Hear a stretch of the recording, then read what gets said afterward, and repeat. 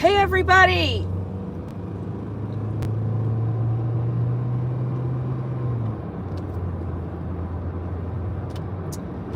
Good evening, or good early evening, or good morning to some of you,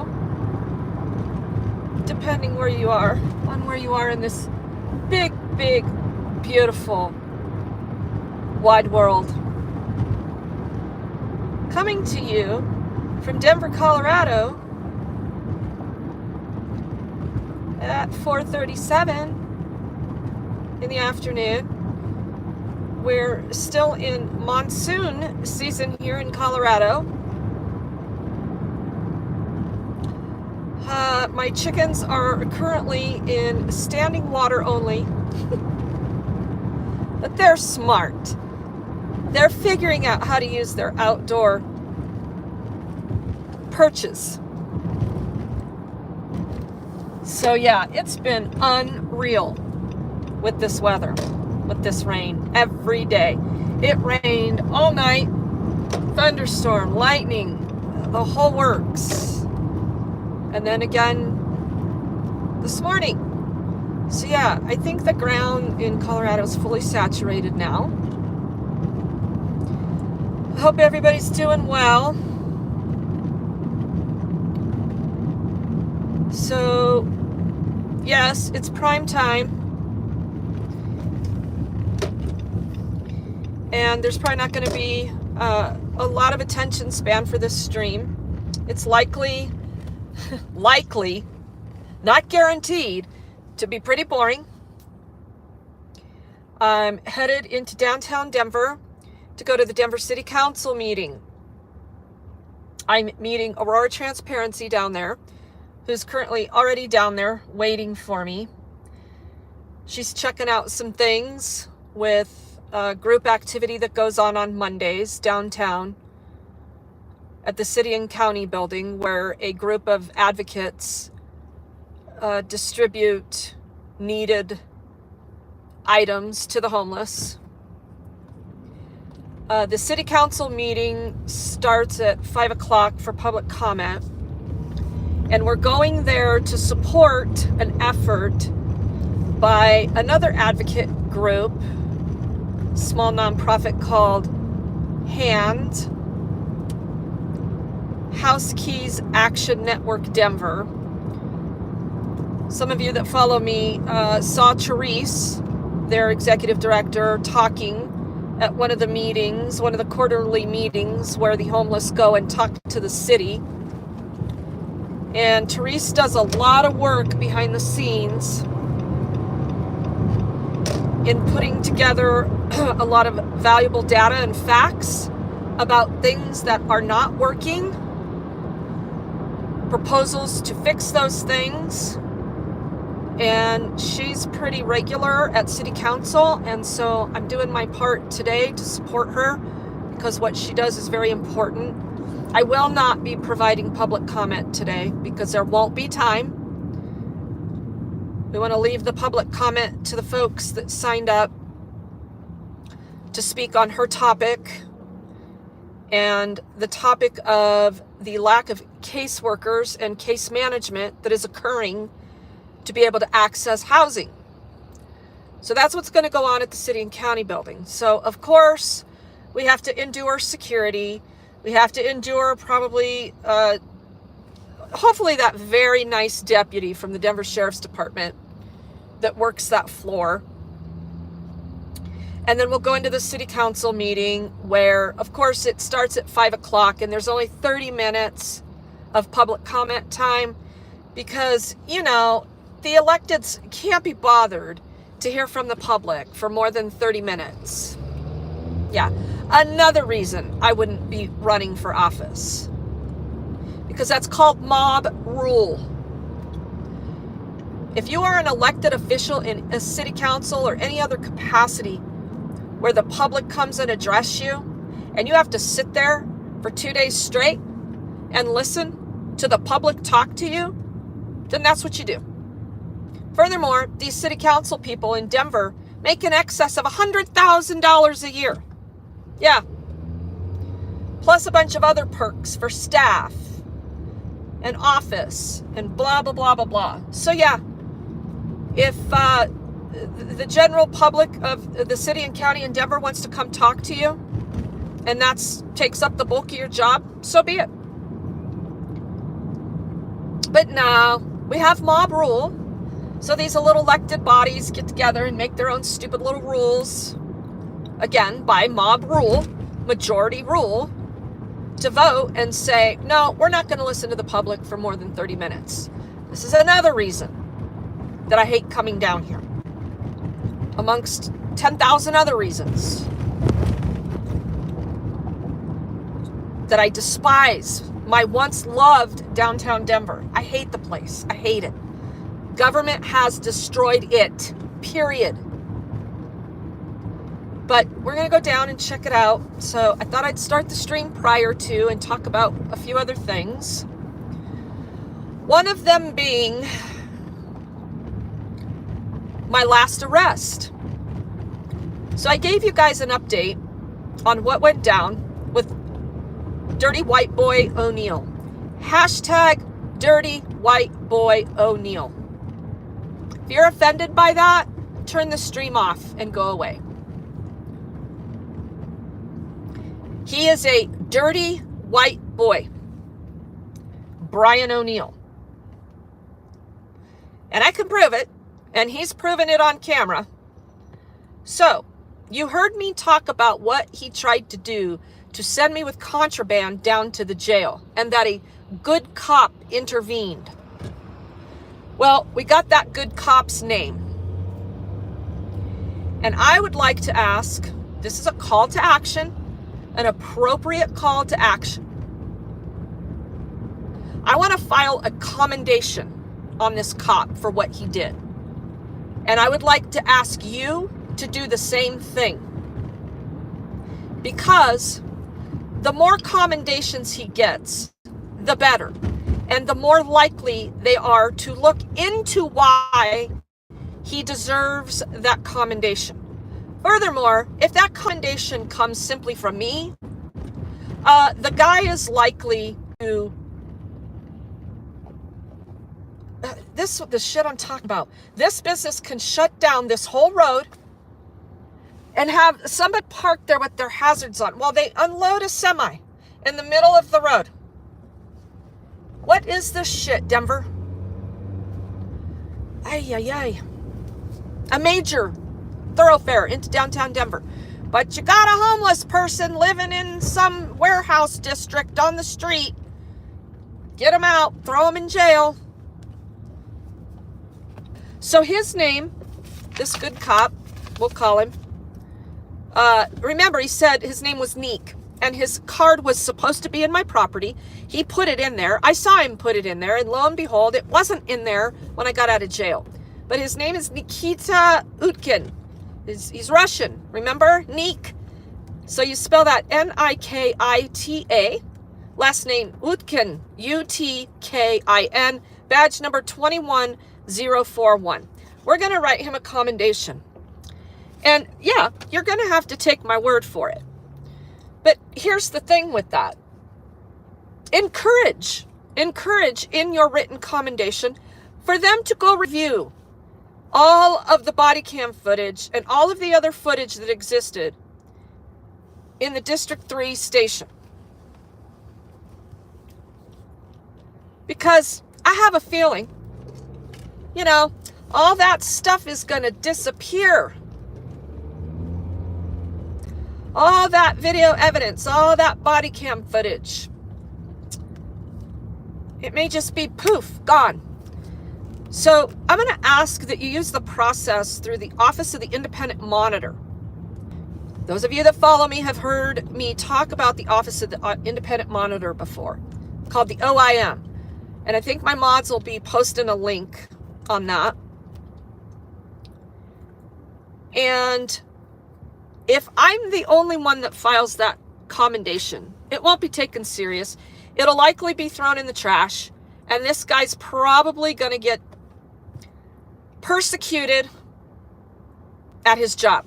I already feel like because he outed Brian O'Neill right in front of him, right smack in front of him about what he was doing, I think the guy's already going to face some issues, if you will, from the good old boy gang.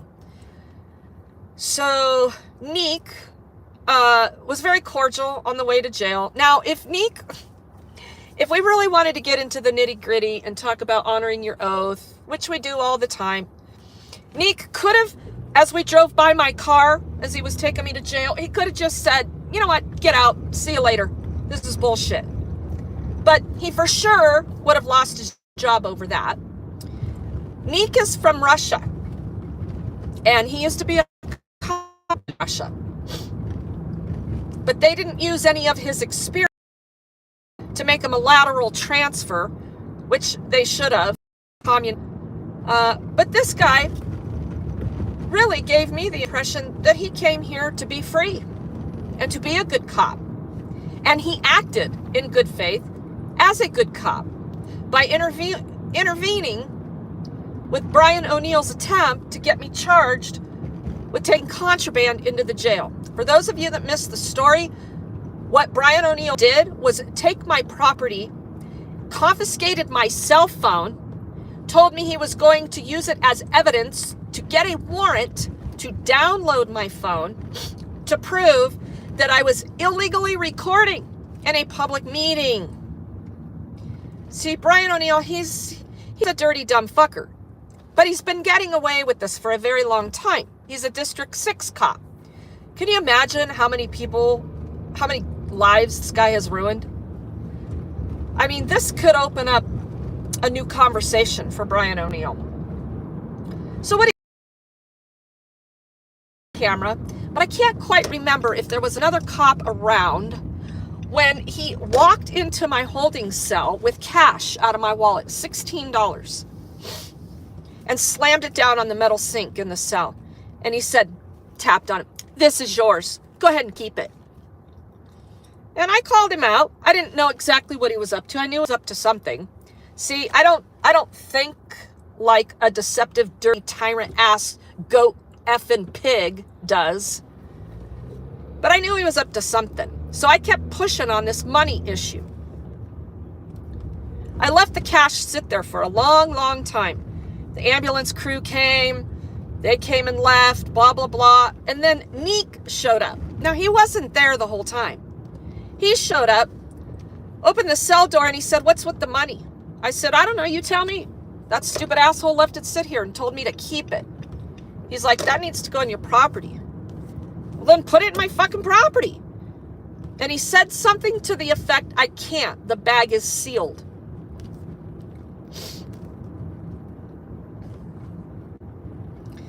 Oh my God, here's a bunch of Denver cops. By the way, everybody, tonight the Nuggets play, and the only fucking parking spot is right behind them. Here, they're all swatted out. So tonight the Nuggets play in the championship game. Dude, you're stepping in the crosswalk. You don't have the right of way. Holy shit.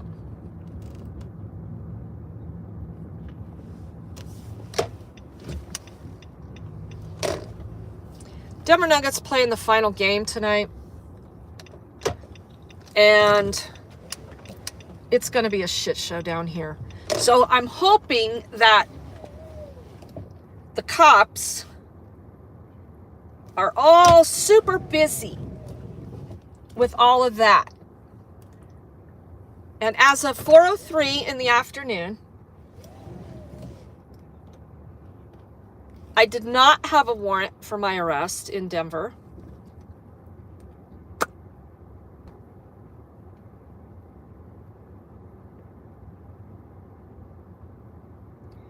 So, fingers crossed on how that goes. But back to Neek. Please file that commendation.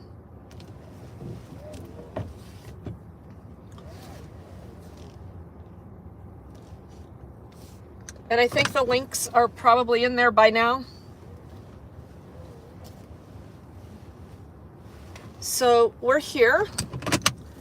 And we're going to talk about some other stuff about Jesse. Jesse's with us today. Hashtag justice for Jesse, because guess what? The Denver Police Department just can't quite seem to answer my questions on those issues that I had presented about his death. So something is wrong. And I told Chief Kyle in administration, look, I don't know why your guy can't give me an answer. Dumb, busy, can't articulate it, cover up, I don't know. But if I don't get an answer by Monday to these questions that I asked, I'm going to be pushing to reopen an investigation. So it's 5 o'clock. I don't have any more answers. Chief Kyle said that he was forwarding my concerns to the commander. I'm sure the commander over homicide, fentanyl unit, whatever, but I haven't heard from anybody. And we've got some serious, I consider very serious, unanswered questions about Jesse's autopsy. So we're going to be talking more about that. But let's get ready to go into this meeting. Give me just a moment here as I prepare.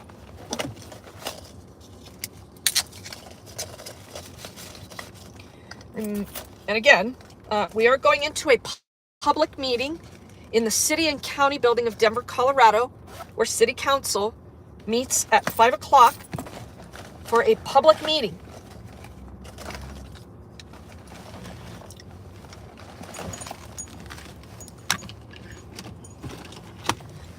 And then we are going to go to a little rally for HAND, the House Keys Action Network Denver nonprofit that's putting together this public comment for this evening. And I thought I had a second umbrella for my friend Aurora Transparency, but I don't. So if it rains, we'll have to share this one cute girly umbrella. Isn't this super cute? Hey, whoever put those super chats in, thank you very much, you guys. Much appreciated. Okay. And I have to have my water. I have to.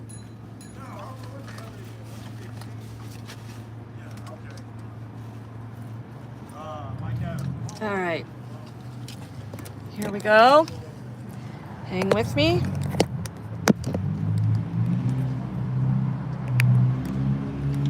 Oh, I better have some glasses.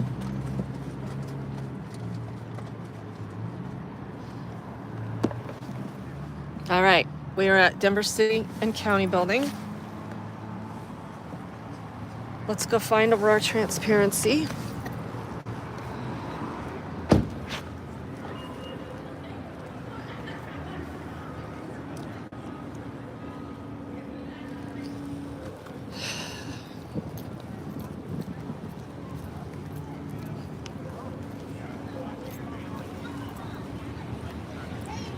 There she is.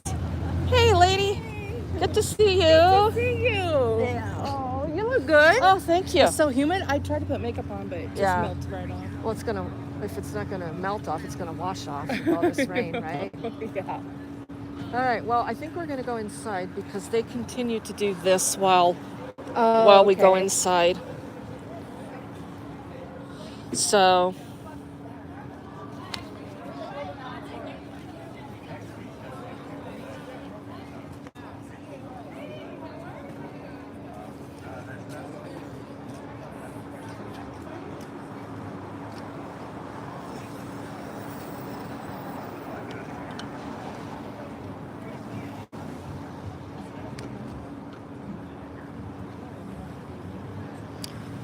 All right, so security is a shit show over there, or we can climb the stairs, and it might not be a shit show, but let's just go in, shall we?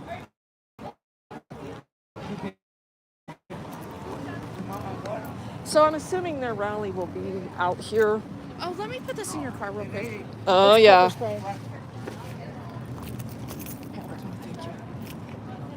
Thank you. Yeah, you bet. Hey, your mama.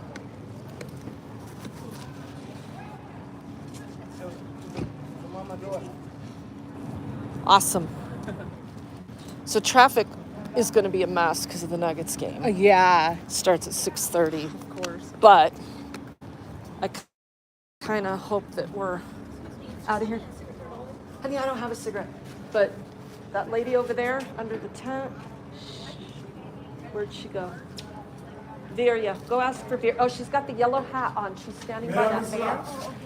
It's locked. You closed. Where do we go for the city council meeting? Go out to the other door. So instead of saying you're closed, why don't you tell us how to get to the city council meeting? Because that's why we're coming in. Right on 2. Go around that out. Go to the other door. What's your name? We have to go to the front. R. Stevenson. The front of the Go building or around the other 2. side? Yeah, we have to climb the stairs over here. Okay, thank you. Thank you. I know where we're going if you need to follow us. I know. Okay. I just think that was bullshit though, because Yeah. it doesn't work like that.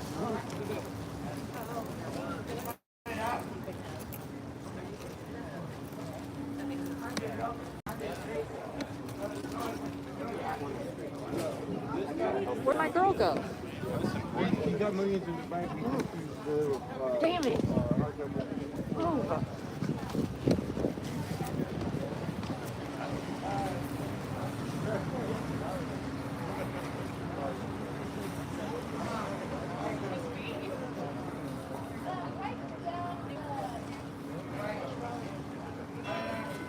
You okay? You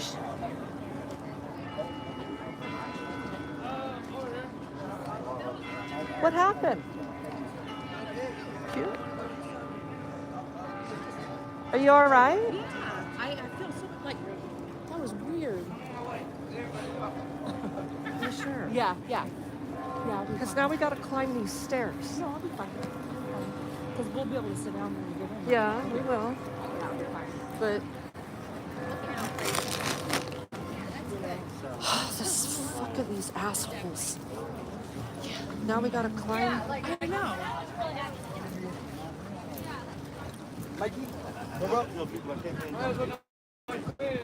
Handicap accessibility. Yeah.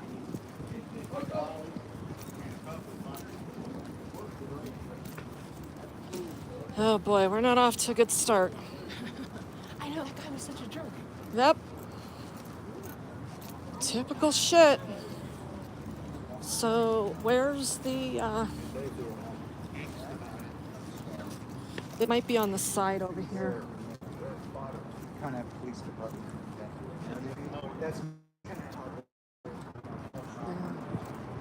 So we don't have to climb the stairs. You got water, right? Yeah. Yeah. I was getting too hot. I had my backpack on. I think that's what did it. Really? Heated you up? Yeah. Oh, you and me, we're quite a couple. We're plowing through. We're plowing through our medical conditions, everybody. And government's not helping the situation No. because they want us dead. Yeah, they do.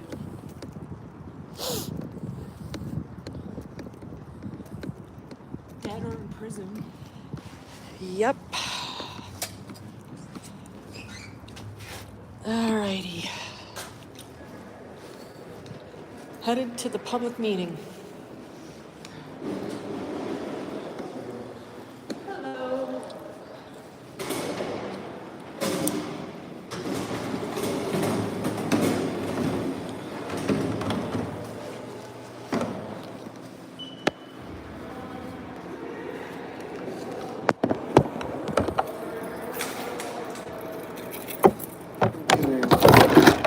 inside of the person.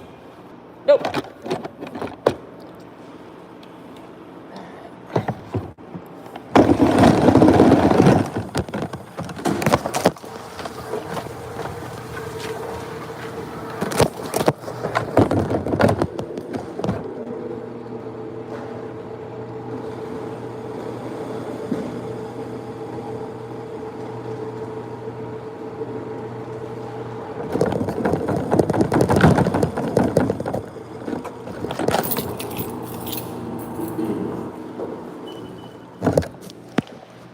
Okay, well, we conquered that with no issues. That's a bonus. All right. Let's go get on the elevator.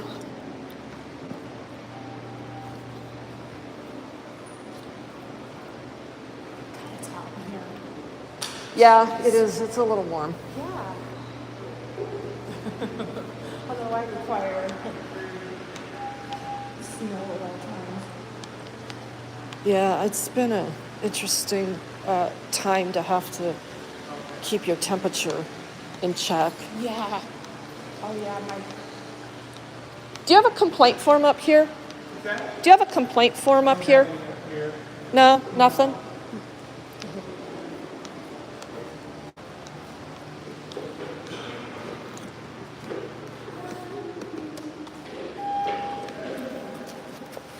Good old Securitas. yeah.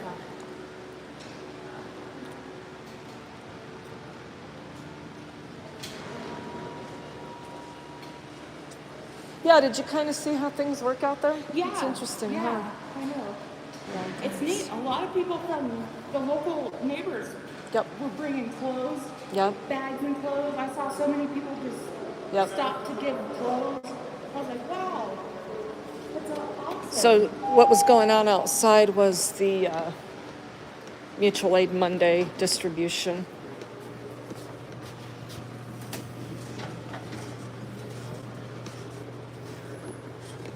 So public comment starts at 5 and goes till 5:30. What is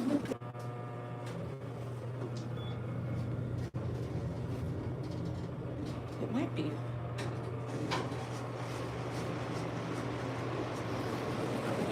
Sorry. No, city council's 4. City council, right? Meeting? Which, I'm sorry, what's The that? city council meeting? 4, I guess. 4. I'm trying to go down, I'm sorry. I'm sorry. Boy, I got this all jacked up. It is going down. Hold on. All right, you're going down. Yours is going down. Sorry. My bad. No worries, just trying to catch a bus, thank you.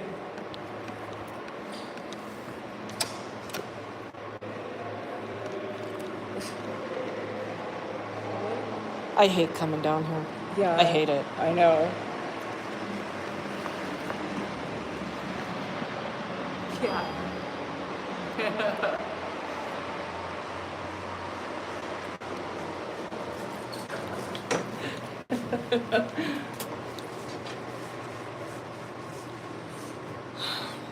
Oh, by the time we get It's only 5:06. oh, see if they've even started public comment. Yeah. Okay, here we go.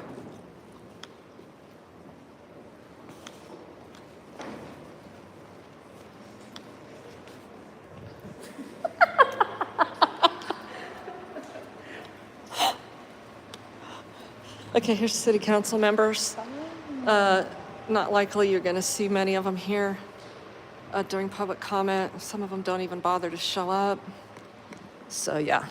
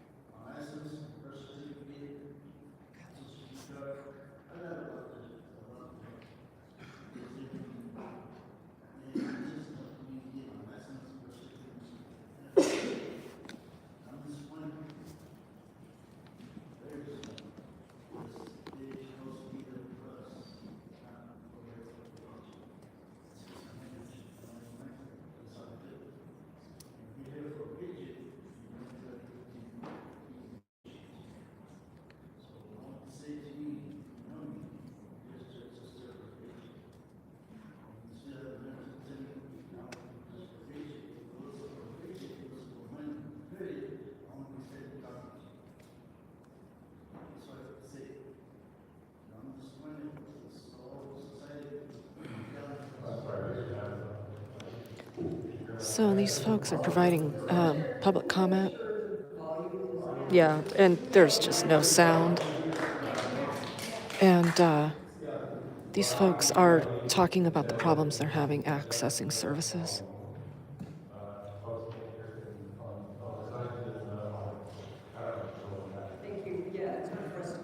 Nobody wants to hear that, so they make sure they can't. I'm a 54-year-old man who's never been homeless since 2015. Never did drugs. Became disabled because I fell off the building at work. Got a funny pain. And I've never had to use affordable housing in my life like I did and the good people. Due to a case manager and things I don't understand that I have no control of, it took me 7 years to get away. The only one they would give is a state run program. That state run program, some people don't hear about the credit rating. I mean, sort of the basic 6 months. It's kind of non-stop, you know what? The fly by my river, you know, the fly by the city, county, and state. It's running this place. It's filling the place up with legal aliens. One better apartment building, one of them. So somebody moves out, they're not doing yearly leases no more. So everybody had a yearly lease for the prior company. They're thrown out and don't want them up. You know? That's hurt my credit rating. I care about my credit rating. Not on one before, I know what it's like. You know? I've had a mortgage. So people don't care about that because the homeless is whatever issue they have or they don't care about it. But I don't understand why that should hurt my credit. And when I talk to my case manager, he gets to be a good answer. You know why?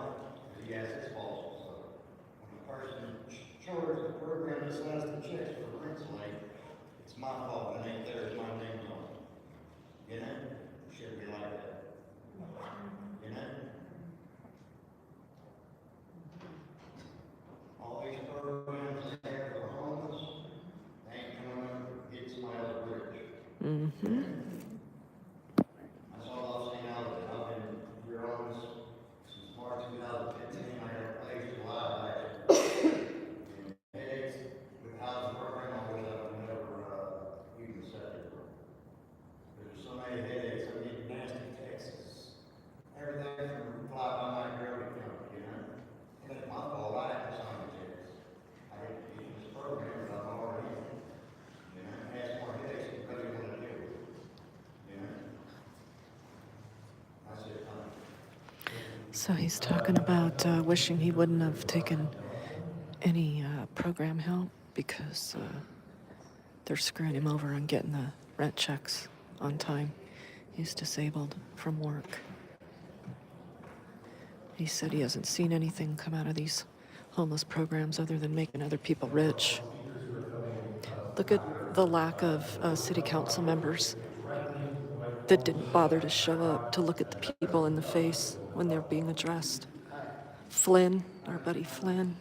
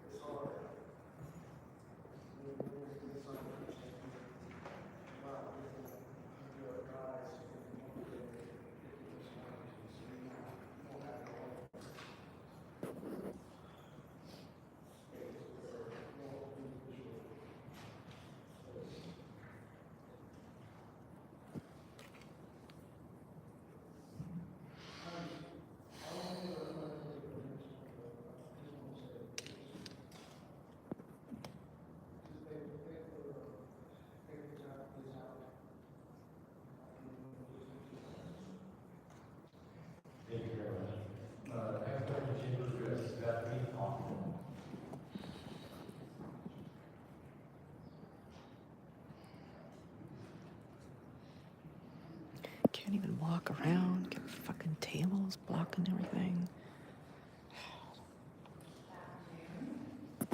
Here today at Education of Hand, but speaking in my person to speak to my concern for our homeless services system and its case management system care.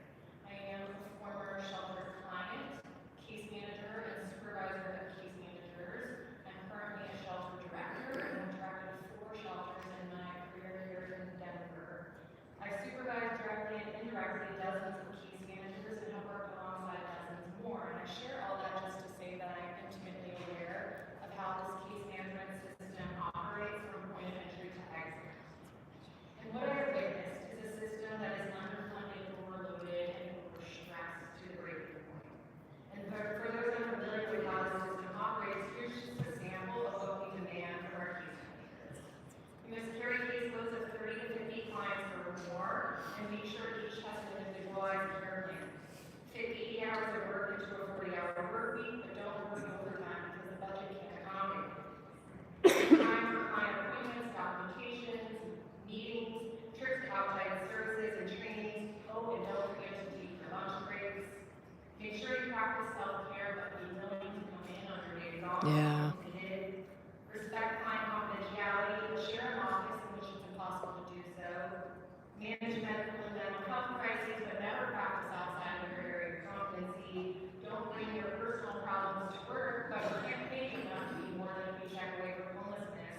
In short, the most superhuman superhero that ever lived. Yep. The expectations we have for our managers are sorely misaligned with the reality of the overextended system in which we work, and the result is that case managers are becoming exhausted and burned out. And the system is not only harming them, but it's harming the clients we serve.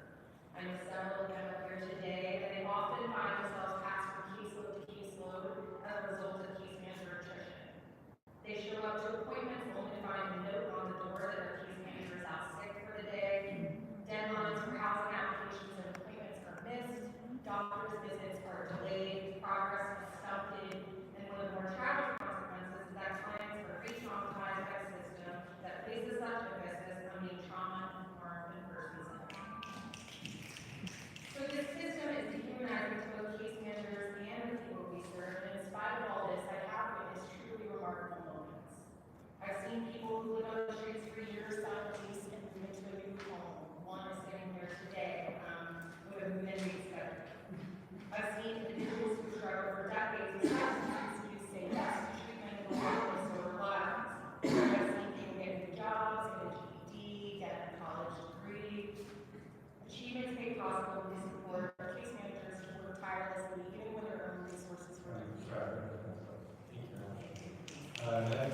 Beautiful.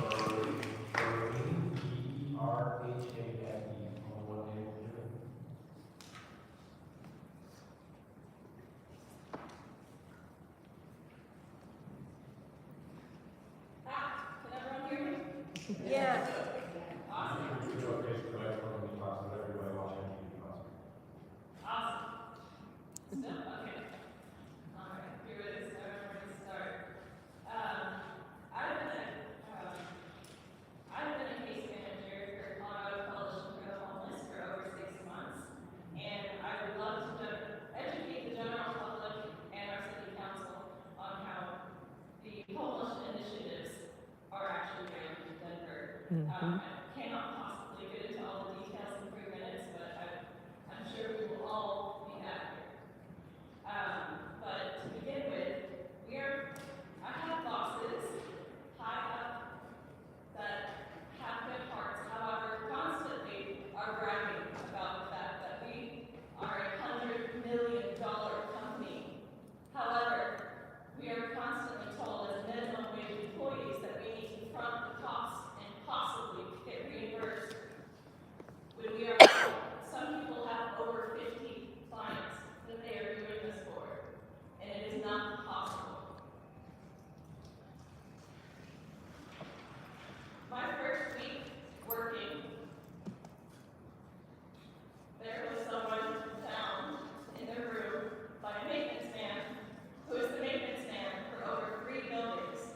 That means that is at least 200 plus people that have constant maintenance issues, because these are old buildings that are not taken care of. That person was found dead and had been dead for 2 weeks. Oh, dear God. It is a human right violation to understaff and under-prioritize the actual needs of people. And right now, those are supposed to be taken care of by the case managers.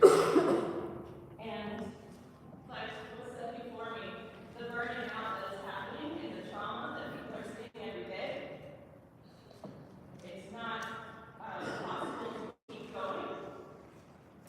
And that's just one step. CCH was given over $30 million to renovate the building that I currently work at, and they are given over $1,300 per apartment from the Department of Federal Housing and Urban Development HUD. There is plenty of money, and we are told that there is never any. Yep. Always. I'm not going to tackle everything in 17 seconds, obviously, but I'm glad that you're listening. And yeah, that's just step one. I don't know. Thank you.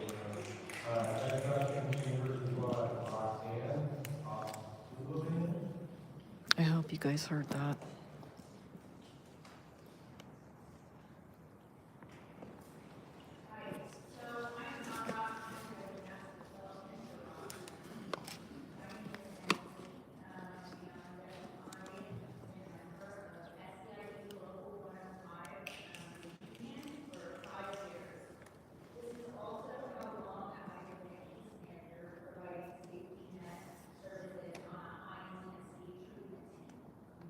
Many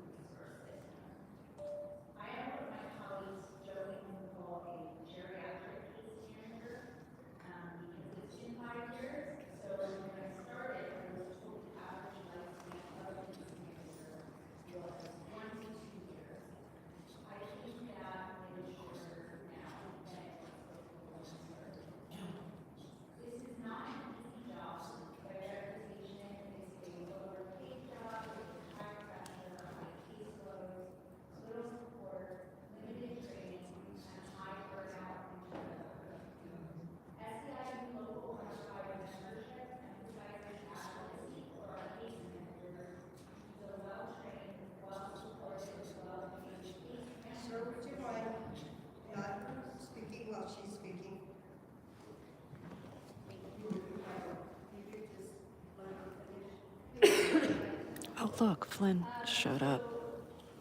A well-supported, well-paid case management system improves longevity, sustainability, and improves services. All of this promotes better outcomes for the unhoused community members who are seeking services.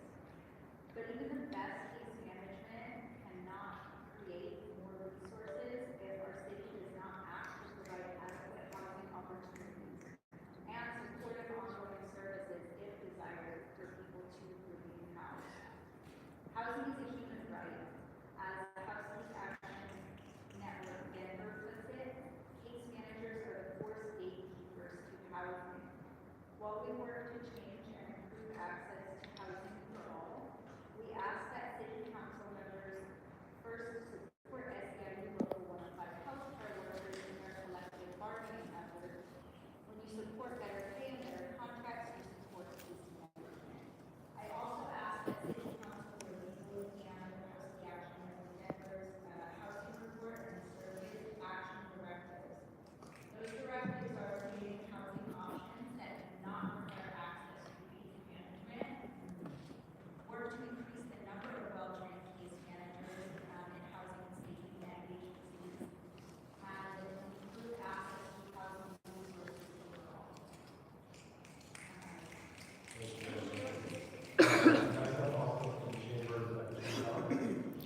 Yeah, Flynn decides to show up 5 minutes away from public comment ending. Very active in Safe and Clean Denver, supporting their tactics and other harassing tactics. Hello, everybody. Last year in Maximum Energy Development, being in transition, place to place, I recognize that a lot of these case managers, you ask some questions about how they avoid transition from one place to another. Quality kind of housing. A lot of them really didn't have the right knowledge. They couldn't ask me questions so quickly. That was slowed me down a little bit, but at the same token, I wish they could maybe find out the question that I asked and return it. I mean, they react to you nicely and everything they help you, but it's hard to, find out outside of case managers what you need to know. Something with my position, I can't consume as much as posted, so it's tough. The food they give me all that to eat, I can't consume that much salt. So I've been asking questions about that in general, and it's tough to try to get anything out of that too, because a lot of the time they kind of don't know. But they help me in other ways too, as far as giving me lists and stuff to look at, and so we do it. Certain situations that I always say have to advance with as far as questions. So the case manager I'm working with now, she's real knowledgeable about the situations that we're staying at now. But as far as housing and all that, being advanced, much advanced, the advanced answer, it's not so advanced. I mean, I wonder what, as far as housing is concerned, what it's going to take, but I'm still in the mix right now, trying to find out. Thank you. Thank you all. Yeah, as far as the sound in here, Clinton, this is an echo chamber. One of my favorite places to boom public comment.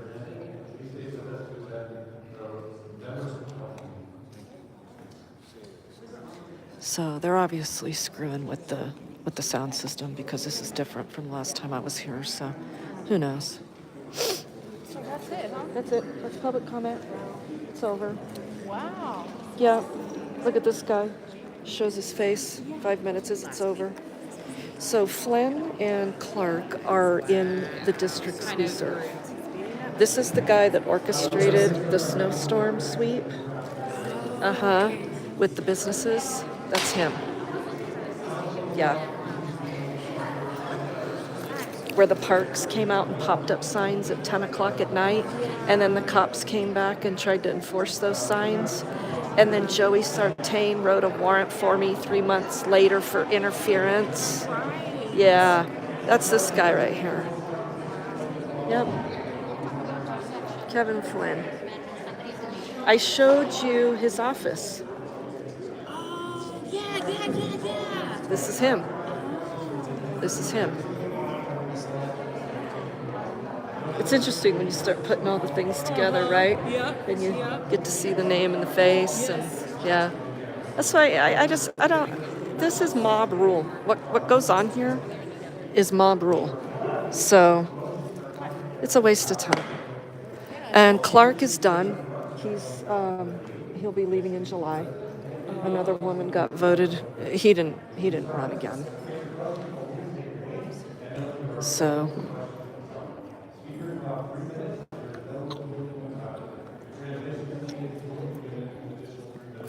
yep, that's public comment. Now they're going to go do that rally. So we'll go to that.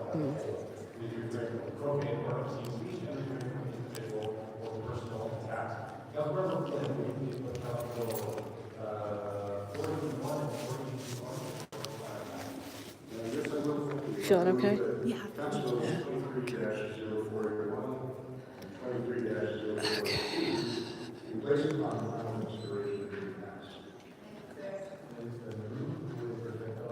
Remember not to wear my backpack all the way on. Yeah. Cause once I get hot, man. Yeah. My MS just says, "All right, Liz." Liz had a little episode that was kind of scary. Thank you. Thank you so much. All right, so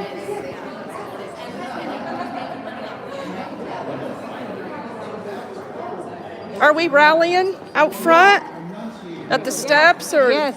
Yeah. Okay. Good to see you.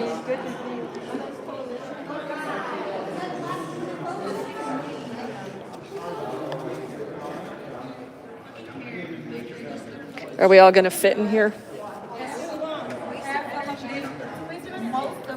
We'll take the next one.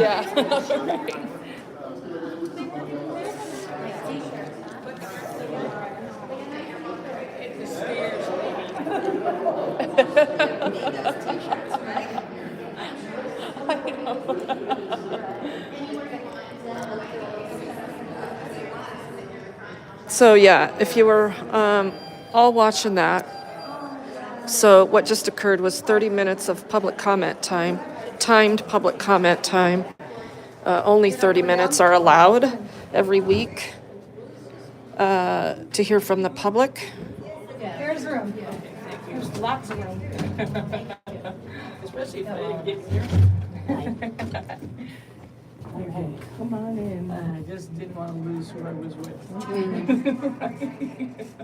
You're hanging with the right.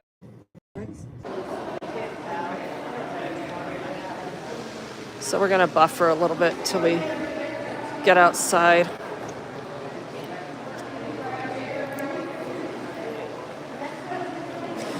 So the topic of conversation for all those public commenters was that they're having problems with case management. So you heard one of the case managers from Coalition, the mostly subsidized by the city of Denver and with some additional federal funding to house people, which has recently been taken over by a former employee of Denver, Britta Fisher, the director of HOST. It's HOST stands for Housing and Sustainability, something bullshit, blah, blah, blah.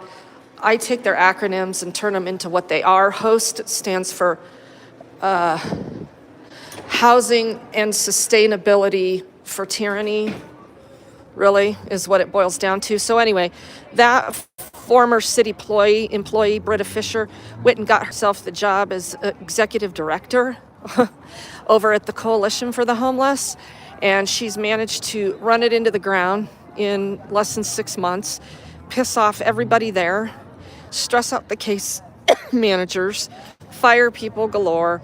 Attrition is horrible. That woman in the black right there, she just spoke and said that she is a caseworker over there, has been for 6 months, and it's obvious that she really doesn't care if she gets fired Yeah. for being a whistleblower.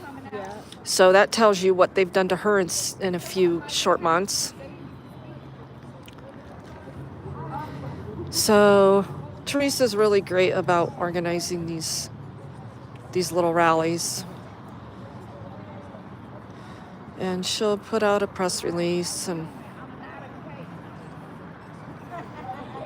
her sign says, "I am a human, not a case."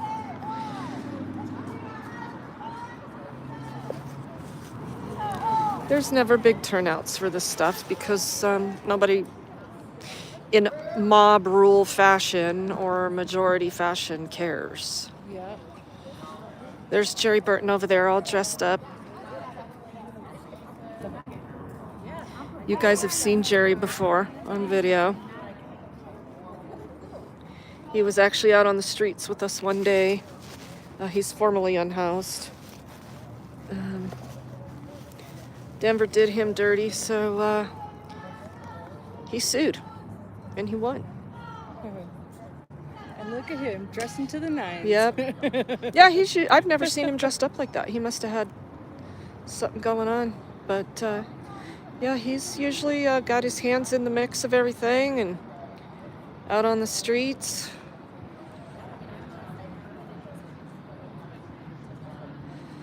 Here comes Therese with the rest of her signage.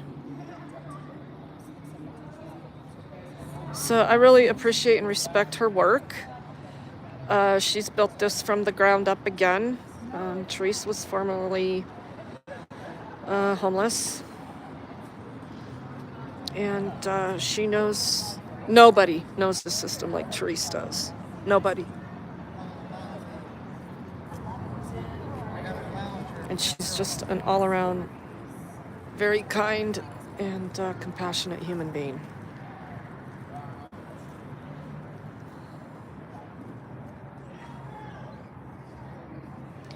So maybe they'll get some press here. Who knows? I doubt it. Not with the Nuggets. Oh yeah, the Nugget. Yeah. That's more important than Yeah.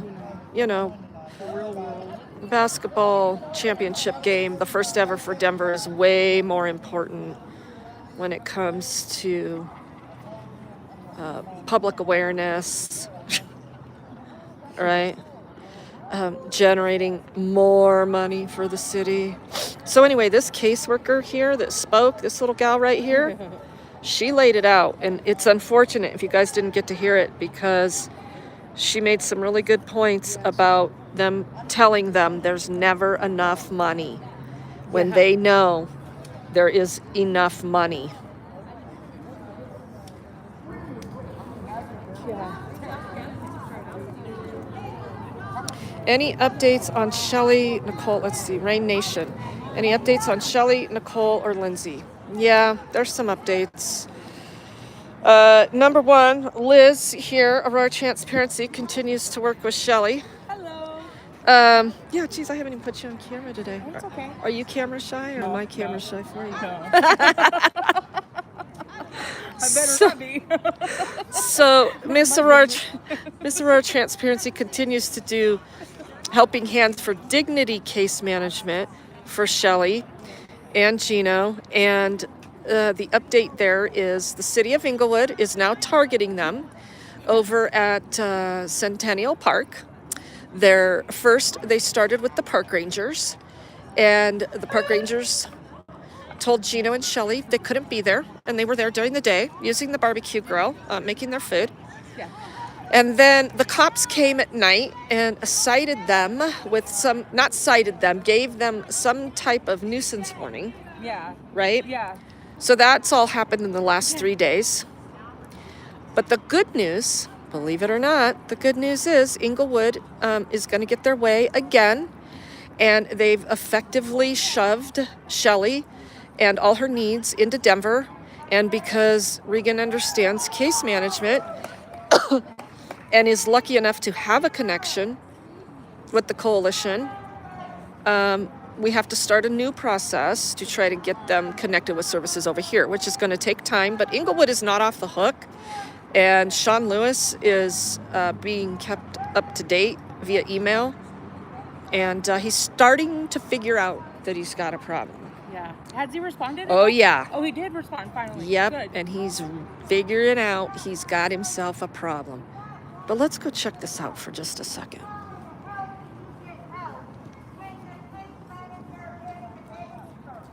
If you want to go into a tiny home, you have to go to a case manager.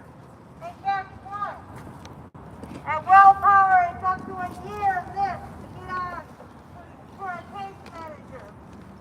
1 year. Isn't that re-traumatizing everybody? Yeah. It's bad enough that you are houseless, let alone all the doggone, and I'll say the word, fucking hoops that a person has to go through. And then they wonder why there's a drug addiction. They wonder why there's a suicide rate. They wonder why nobody wants to listen. Organizations are getting millions and millions of dollars, but who is it helping? It's helping the CEOs. It is not helping the client. The client knows what they want. It's supposed to be trauma informed. What is the word trauma informed mean? When I advocated for 8 people right before COVID started, every single case manager started with an application. It took 2 hours, 2 sessions to just put one housing application. I interrupted many times and said, give me the application, I'll fill it out. Why aren't you talking about what this person wants? I want to tell you all my first case. My first case was a guy that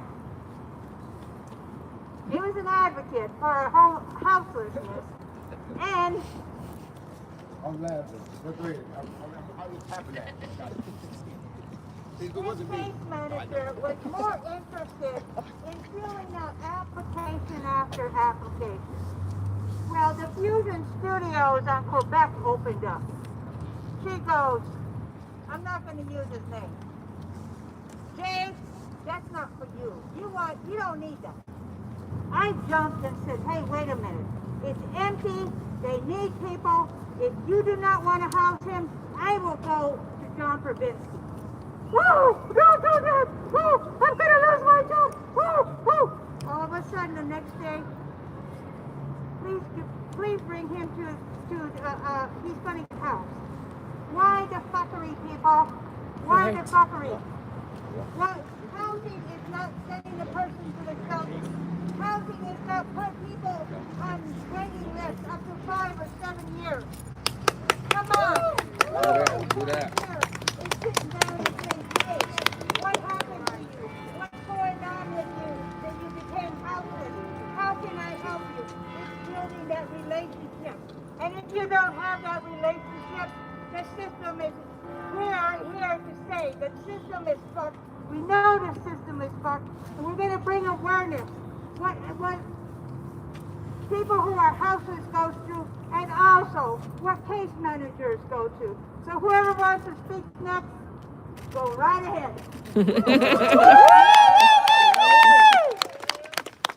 I'm 54 years old, never had to use affordable housing in my life. My first experience with it was at St. Francis signed up for housing. Because I'm political, loud, proud, real, 100, and don't give a damn.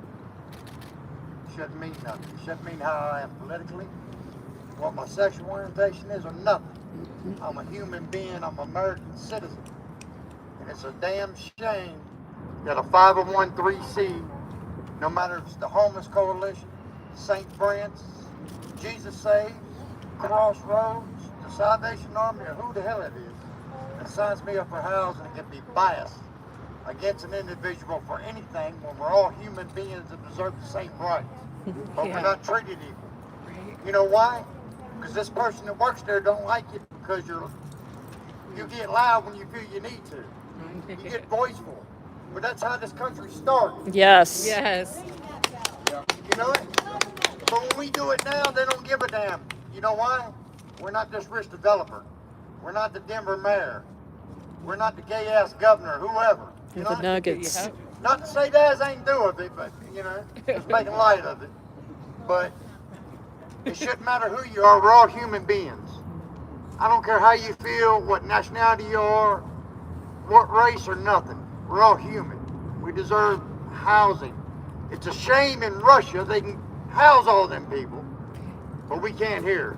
There's less homeless in other countries. You know why? Because they invest in their people. Their political jargons might be different, but you know what? They make sure they got something to eat and somewhere to stay. That's one good thing about some countries. This country don't give a fuck unless you got money. Thank you. True that. Here comes Jerry. Let me tell you something. Oh, my name is Jerry, by the way. Oh. I'm the homeless mayor of Denver. That's why I'm like. Along with Therese and other, man, we have got a lot of shit done. But seeing like we are regressing back to yesterday instead of moving forward. I mean, the money is there. The housing is there. I mean, the point is, we got to start. They got to start into offices. We got to start getting government out of this shit. It got way too big. And the box, since the box, that square is too big, that means that you got to go outside that square in order to get shit done. Sometimes what happens, we're working back in the day, ain't working today. It's not working. Everybody out here can see that. I mean, when you start moving people from corner to corner, and you talk about, the suite, as they call it, the suite, and you talk about you housing people, no, it's not. Hell, I'll put more people in housing by putting it right on the corner of 27 in the Arapahoe, by putting up tents. By putting up tents for them, and they were coming down there. They had a better lifestyle than what they are going through right now. And you know, these people inside this office in here should be ashamed. Yes. I'm gonna tell you like this. Y'all, I mean, the caseworker now, you're not getting on you. We just saying y'all need more people working with you so that y'all can do your job a better way. That's all we're saying. Because I'm gonna tell you like this. The easiest thing for me, my caseworker, even though I'm a vet, he came and picked me up. Or he would call me and say, Jerry, meet me at B-Hole, and he would go and take me out looking for a place. Looking for a place. It wasn't fine. You go to paper, you go. Because everybody don't know where to start. Yep. We have to change all this. We have to really change this whole system of things, because until we do that, ladies and gentlemen, I hate to tell you, I can tell you right now, tell you something you get what. We're gonna have more empty housing than house people, because that's the road that we are going down. Yep. That's the road that we are really going down. No one should have to sleep on the street. No one should. And unless you want to now. That's up to them now. Right. Yeah, that's Unless you want to. Yep. Exactly. That's what I'm saying is, no one. If a person laying on the street and he decides to wake up tomorrow morning and say, I want a house, he or she should be able to get the house right then and there. Not a month or months from now, not a year from now. I have seen people out here for decades. Since I've been out almost 7 years now, but a decade. Yep. And you're still trying to navigate the system? Yep. There's something wrong with this It's disgusting. system. You see what I'm talking about? And when you're black like me, shit. Man, I'm just saying. Y'all can feel it in the rest of yourself. But I'm just saying, don't really. If you're black like me, it's hard. It's hard. Whether you're male or female. So take that into consideration, whether you're trans or wherever. It's even harder for them to get into places. You know, and it should not be. You know, it should be about each individual. A person is a human being, and they deserve all of this. They deserve the same thing that people in government should have up in there, period. If they can have a house, why not you? Because I know each and every one of y'all work. I'm serious. And y'all should not be paying, you should not be paying robbing Peter to pay Paul. Oh, yeah. Some of these goddamn houses are ridiculous. I mean, just paying rent on a one bedroom is asinine. That's bullshit. I mean, when you making a choice between food and shelter, food and life, food and all the other shit. You know? That's bullshit. It And is. this country is too fucking rich.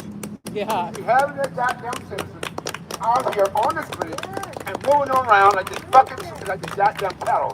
This is something a ranch hand would do with his cow. Yep. One grazing field to the other. And that's exactly what they're doing with the unhoused neighbors out here. Yep. That is bullshit. Yes, it And I is. tell you, I've been doing this shit for the last 20 years, and this shit got to stop. Yep. And I hope right here that the next section, council section that we have that coming in July, With our new I mayor. hope they do a better job than what the fuck and what the fucking mayor has done. All right, thank you. Said, and I want this fucking Mayor Hancock gone. Jerry Burton, the OG. I just want to say that our experience, every risk, give a shit, Salvation Army is pretty rough. I know that. I see it. I think that we're all homeless people, but I'm not. I've been homeless all my life, so I know more than they do. They think I'm stupid. I put them in the spot many times. When I see it, they don't give a fuck. Much. They don't give a fuck. It's just a number. I told a best friend of mine, it was up to me. If I had the money, I would have abundance for everybody. I would have blessings for everybody. If I had transportation, I'd do more. I would take people places. This is once rolling in. I feel making everybody feel like there's something not feel like they're cast out. You see me right now, they will say, how'd you get in the house? If I was just already, I'm gonna say this, I'm gonna say it again. Just because you make more money than me, coming doesn't make you better than me. You're still a bitch too. You're still my bitch. I'll make you my bitch. You ain't special, that's just my bitch. That's it. If you like it, you're shit. That's all I gotta say. Thank you. Yeah, would you mind slipping that in your All backpack? right. Thank you. So this great city that we're in, I'd like to thank them for housing me at the roadway, which is my landlord, Closing. is the city and county. Denver, the Denver Housing Authority came and pulled the funding and said you have to be out. Yep, they're closing. There was no plan for us. Yep. There was nothing. So I'm This here is to what let them happens know when you that get master dependent on leasing government. is an Yeah, option. this is why I want It's an people option because a lot not of us dependent on can't government. afford to make 3 times the amount of rent. The unit that I need to rent is $2,800. To make 3 times the amount of that rent, I have to work multiple jobs. When I did that while I was in the shelter, I realized even though my credit score went up, my chances of housing went down. Mm-hmm. Because as I applied for units, they would come back and say my income ratio, debt ratio, was not calculated to their liking, okay, to their liking. So I made too much money to qualify for 30% housing. So I adjusted my income again, and I did 60%. Well, when I went into 60% housing, there was 1 unit I can rent. So I went up to get that unit. By the time they processed my application, my hours went down and I wasn't making that amount of money. And they said, okay, well, even though this is affordable housing, you're going to have to go back in at the 30% rate and not make enough money. And I was like, but I work for the city. Okay, so I let go of my city job and I'm a full-time advocate. I enjoy working with hand and I work for nonprofits. Government forced her to quit her I job. traded money because, Jesus. to be honest, educating And these she's people are my gonna lose her number one housing priority. anyway. Okay, that's leasing. If they go in and they lease these houses that we can't afford, they can turn around and they can house people at 30%. Give them an opportunity to lead by example. If somebody goes into a unit that they have master leased, and we are around people that are successful, that are making it through this pandemic, this is after a pandemic too. We have survived so many things, and we are not looking forward to the health issues that we are going to have in the future from being houseless today. Wow. All the issues that we've had. I've had so many case managers that they literally, I can't even list the amount. I am now treated like a number.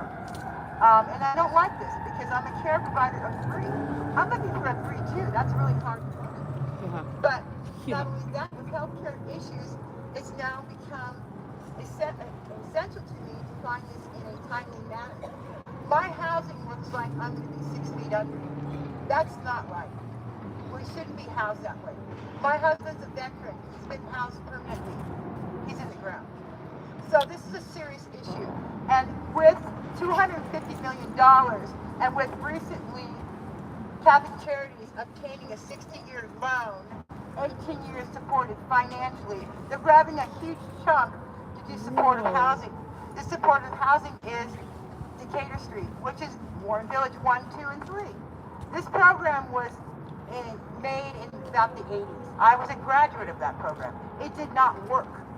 So now they're going to house people in domes. So domes, how would you like to go into a shelter that's in a warehouse and be placed in a dome? A dome. You know, it's inhumane. We're taking humanity away from housing. We're treating people indignified. That's not okay. Housing is a human right. We must stop the suffrage, stop the bullshit, stop the fuckery. Know that this plan that we have for case management, we're not cases and we don't need to be managed. Case managers are only as good as the tools that are given to them. They're not even told that, hey, you guys can't provide housing because Denver can't provide housing. They are going to provide vouchers at 85%, and if the number's incorrect, you can look at a report. We've given the city a report. They know what the issues are. They know what we're trying to say, but they're refusing to consult us.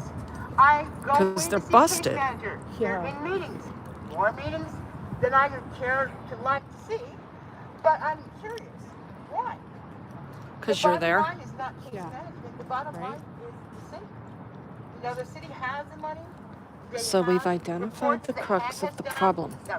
Government. We've been doing this since the 70s, and even earlier than that. But we keep asking for the same thing. Look again at master leasing and leasing up all these properties that are just not affordable for anybody, not even our case managers. You know, that is a super issue with me. How can I have somebody provide care for me when I know that they're one step away from houselessness themselves? So lead by example, city, and take over this problem. Consult us, and we'll let you know what's going to work. But it's not going to work when you label people. It's not going to work when you say, hey, there's an intellectual ability that they don't have. Well, you know what? Screw that shit. They need to know that I won't be housed underneath the ground. And if I have to, I will walk out of my housing and I'll sit right on the Capitol and they'll have to arrest me. Because I'm not going to do this anymore.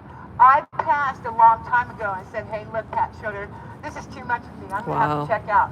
I'm not checking out anymore. I'm checking back in. I'm not going to leave this legacy for my grandchildren. I'm not going to leave this legacy for these school children that didn't even have school during the pandemic. If we don't step up now, we're going to pass this on to generations and generations, and our 10-year plan will turn into a 20-year plan. No, which it's will turn into the a lifetime. 150-year plan. And we're destroying our planet, and that's who houses us, is Mother Earth. So we have some serious issues we need to address.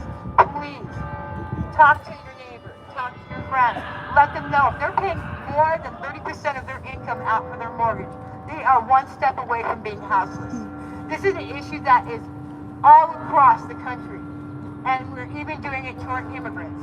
So we're telling them that we have a special land and the special rights and all these things, but they're violating our human rights. They're getting away with civil laws that we are not complying to.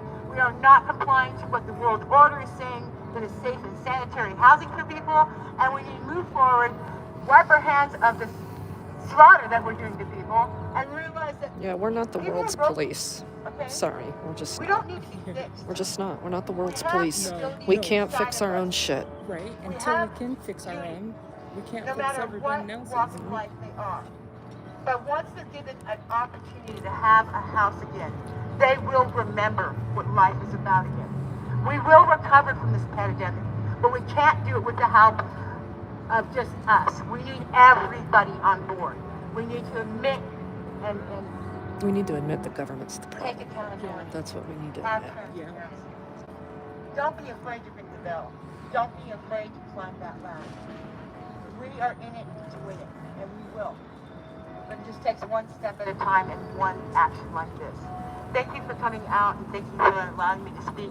But master leasing is what I'm about today. Hello.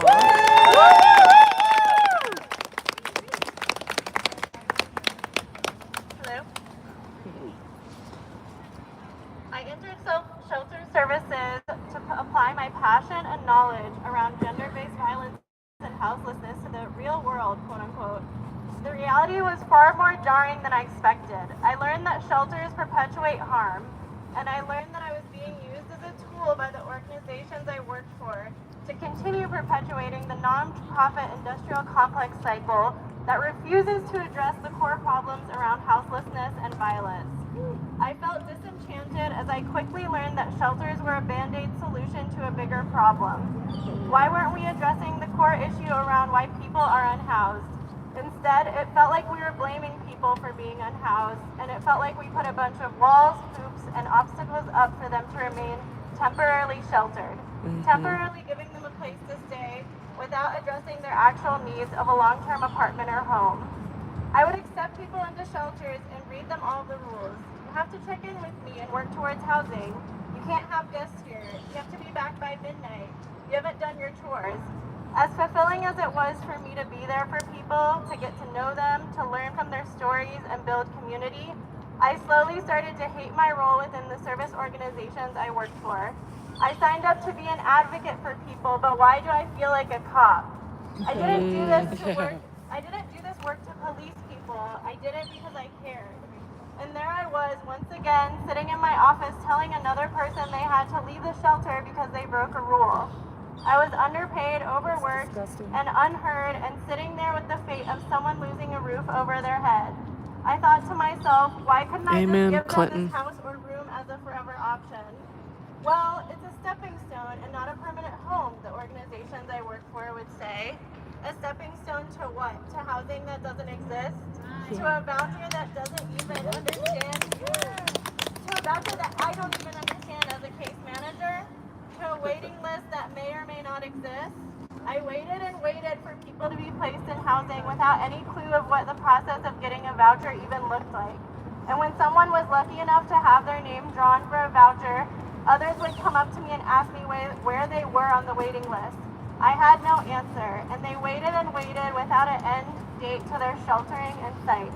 I had to help people navigate a system I didn't even understand. I had to keep hope alive for a system I didn't have hope in.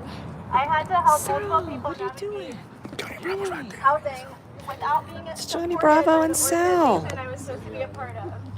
I had to not only help them with housing, but with doctor's appointments, mental health care, substance abuse care, emotional support, resource navigation, groceries, food stamps, food bank, Medicare, Medicaid, Social Security, and everything in between. I told these people they could rely on me when I didn't have support myself. I did it because I really cared. But every day the job was burning me out more and more, and the light that I had entered the shelter providing system space was dimming. I showed up every day with empathy, but continued to struggle, and I had to live with the guilt of not having the capacity to be there for someone's doctor appointment, or the guilt of not showing up as my best self during a meeting, or the pain of asking someone to move out of their space because they broke a rule. I did my best, but I left, because when I asked for support, they didn't give it to me. They told me to take care of myself, but didn't give me the tools, time, support, or pay to take care of myself. Wow. If I didn't step up for a resident, no one was going to, and that killed me. All that is to say, why is case management considered a stepping stone to housing? The stepping stone should be housing, and then everything else can fall into place with the help of someone else. But instead, we make people wait in lines to talk to someone that is jaded, overworked, overtired, and burnt out, to eventually not even get what they need. Maybe if you're lucky, you'll get a case manager that goes above and beyond to navigate a system they don't understand. Otherwise, you're meeting someone that's underpaid, undervalued, overtired, and knows little beyond giving you bus passes or referring you to a food bank. There you Give go. people housing first so they can navigate everything else after. People can go to their doctors, therapists, get their benefits after they have a safe place to stay. Stop making people solve all their life problems before they are housed. Yeah, The root right of there. their problems are their lack of housing. Let people heal in their own homes and give them an option to have an advocate after they're housed. Yeah. The system isn't working. The case management system is a barrier to people being housed. It gives them a runaround until they completely lose hope in a system that's supposed to be there for them. Stop sending them to different case managers when they need homes. Case management in shelters cause more harm than good and leave people on the streets over-seeking help and jaded. If you want to help them, give them housing. It's not that complicated. Once they have what they need, they can thrive, heal, and lead their own journey to healing. Stop acting like you know what's best for unhoused people. They know what's best for themselves, which is immediate housing for all. Nice job. Wow. Nice job.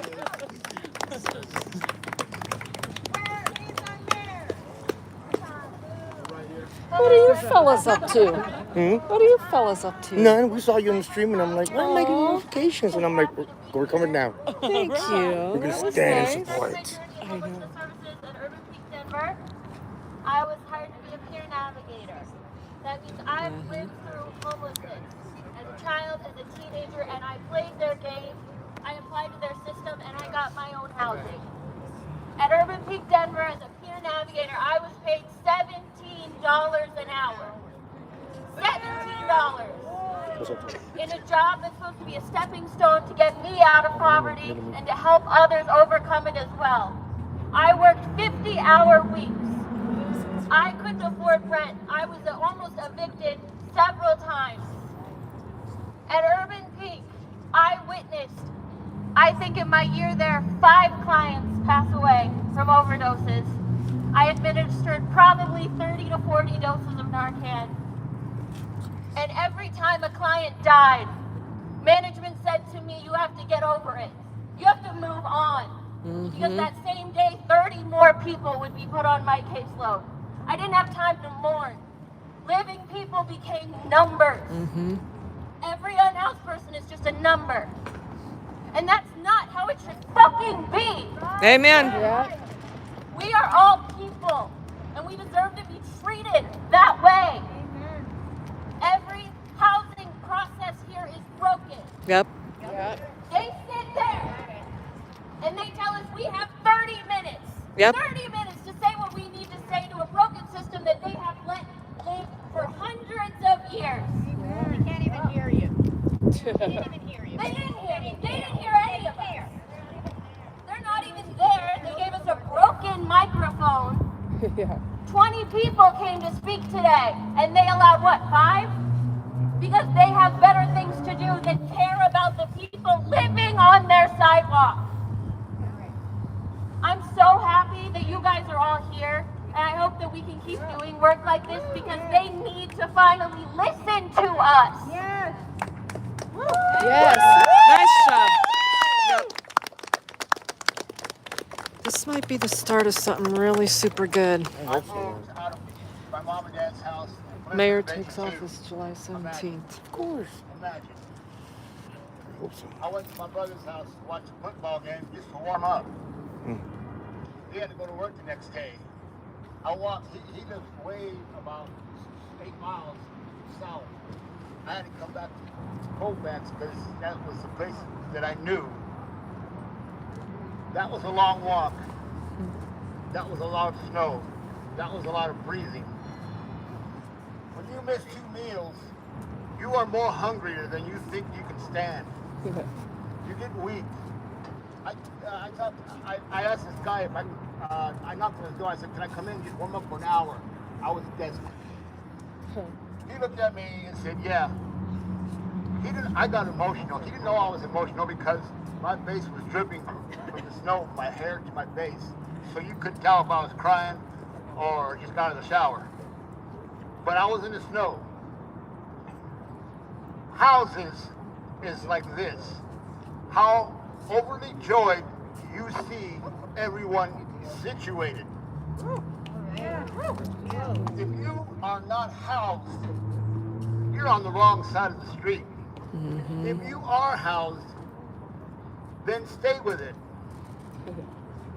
Because when it comes down, see, before COVID, I had a trailer. I had to move because of asbestos. So I knew in the back of my head, I had to start over again from the basics. I had to get the landlord's trust, and he wanted for him to know that if I was going to pay on time, pay full money, if I could show him how good of a person that I am, you have to start all that over again. You know, once you get in and they know you, that's the good thing about it. But the bad thing is not, things have changed since COVID started. Yep. There's restaurants that are losing their money, they're losing their service because the grocery bill is high out of your pocket. It's crazy. And one thing leads to another. You had your gas prices up. Now you still got bills you got to pay before you even get to the grocery store. Then what happens if you get in trouble and you got a health problem? There goes another bill. My mom told me, you are a soldier for being out there by running away in the blizzard of '82.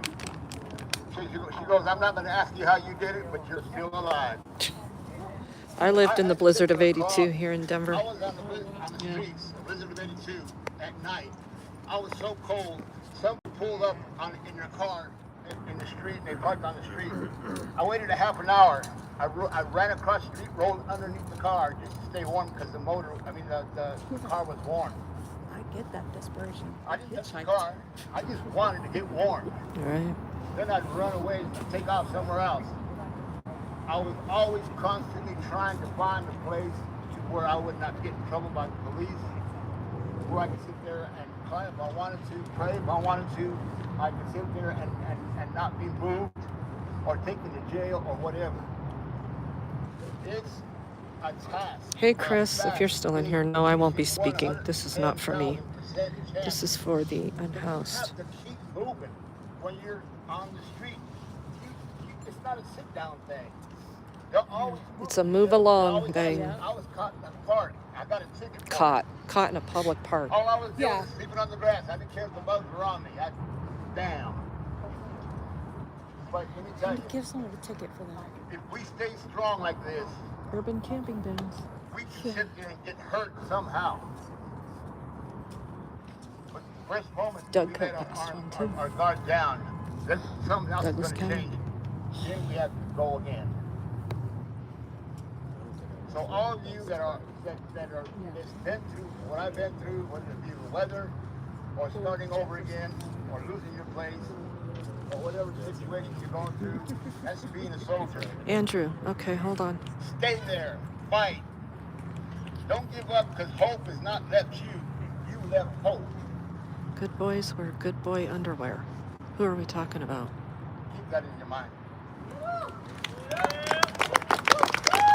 Andrew, what topic are you on?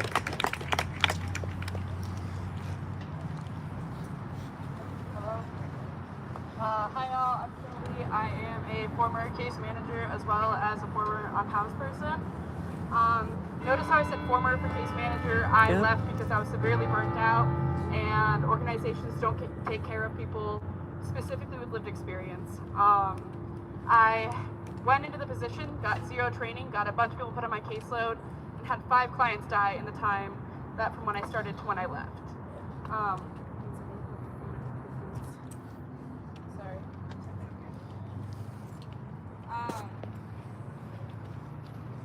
I was told once I started if I had any questions to ask, and I did, and I was given different responses.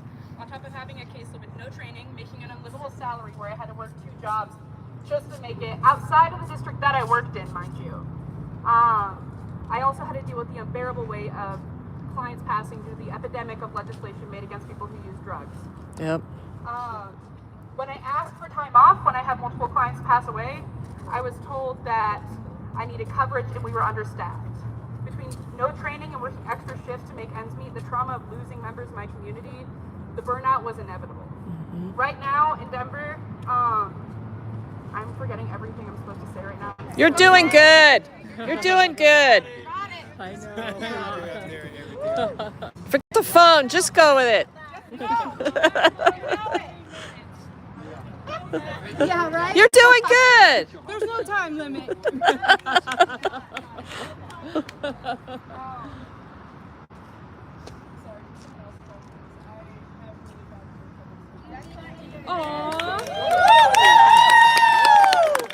She did great. She did great. You did great. I got to say thank you all for this, but you know, one of these days, I just look and see my shoes. When I go and I see the shoes, I'm going to come up to you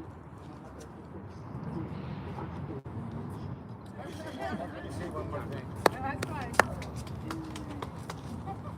I did forget to mention that I want to thank one set of people that I've been working with. It's called HAND. Let me tell you, they come from. Yeah, I was kind of watching that one there, looking Irish for Rover. what's going on and answers. I didn't know about HAND, but now that I know them. Like they say, if you want to talk to somebody good, talk to the hand. So they are special people, I'll tell you. They are. If it wasn't for them, we wouldn't be here. I wouldn't even be probably transitioned to the new place I'm at now, which is just temporary. Yep, that's all thanks to the private nonprofits, the advocates that are working for no money, that know the system. Yeah. And this fucking city is paying these city council members over $100,000 a year to act like that. I'm just going to touch on something on decriminalization of what we need to do when we're surviving. Not even there. It's really important that they also take a look at that. We don't want to be housed with 3 meals in a cot, okay? We don't want That's where they want you. and categorized as addicts, okay? Because we have the solutions. Thanks, and we mods. understand that prior to using anything in my body to cope with being cold, okay? If I had the housing, I probably wouldn't have to done some of the things I had to do while I was out there in the streets. You know, the streets are not kind, okay? And the brokenness out there is Did I put felt Jesse all on the way around, backwards? you know, Yeah. in society. Fix it for me, But we have to please. decriminalize a lot of the stuff that we are throwing at people right now, and I just want to make sure that we talk about Sorry. that, you know, decriminalization of some of the things that we are forced to do to survive. To survive, you know, is horrible out there. And I just want to make sure that they know that we care, that we're never going to forget about anybody out there. Underneath the bridge, Sorry, I don't Aurora care where you're Transparency's out there, switching pass Jesse it on. around. We're gonna I make put him a on movement, backwards. And we're here to listen. We want to hear back from you. So just pass it on. If they can't communicate, that's fine. I do sign language. We have interpreters that can also interpret in other languages. Whatever language barrier there is, That we don't class care. was We will tricky. figure it Yeah, out it is together. solid. So please use your voice and You come ain't out and losing talk. that chain. No. Well, unless some fucking stupid Yeah, cop some rips it stupid off. bitch.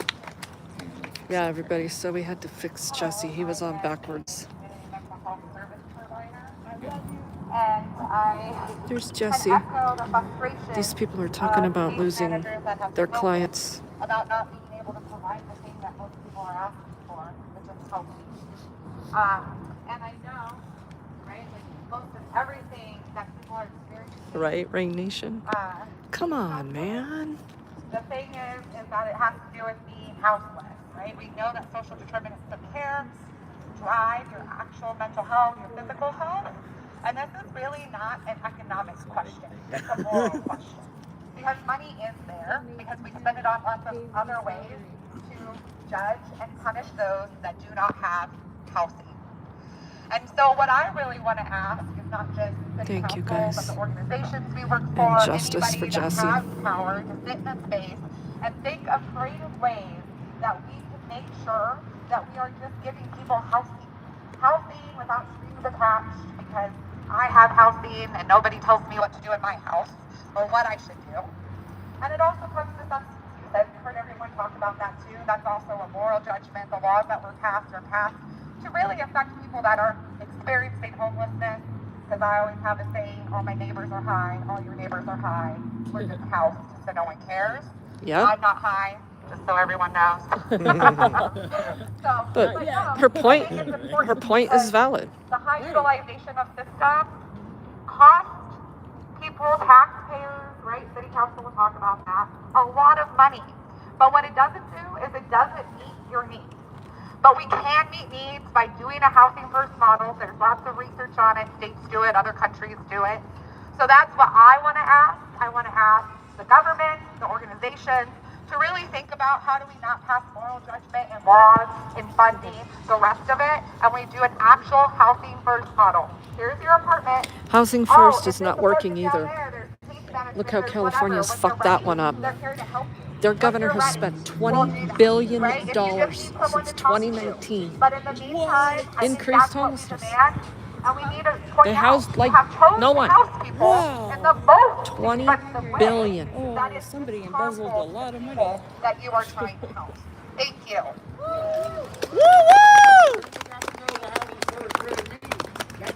Yeah, right there. Jerry's right, because when you talk about because it comes from within, not from without. Nothing they can do without having a house for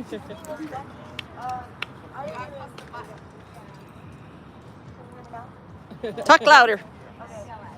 My name is Ducky. I wasn't supposed to be here today. I just went to go get a meal over here on the corner of Bannock, and I was eating, and I seen you guys come over here, and I'm a sucker for protests. Yes! For me, this one comes to heart with me. I've been homeless since I was 13 years old. I'm 22 years old now. I've been housed for 2 years under DHA. I work in a job training program that is supposed to help unhoused people that is just messed up. And every day I am constantly having to tell people that I work around who work in the program that I can't help them because it's not my job and it's not in my job description.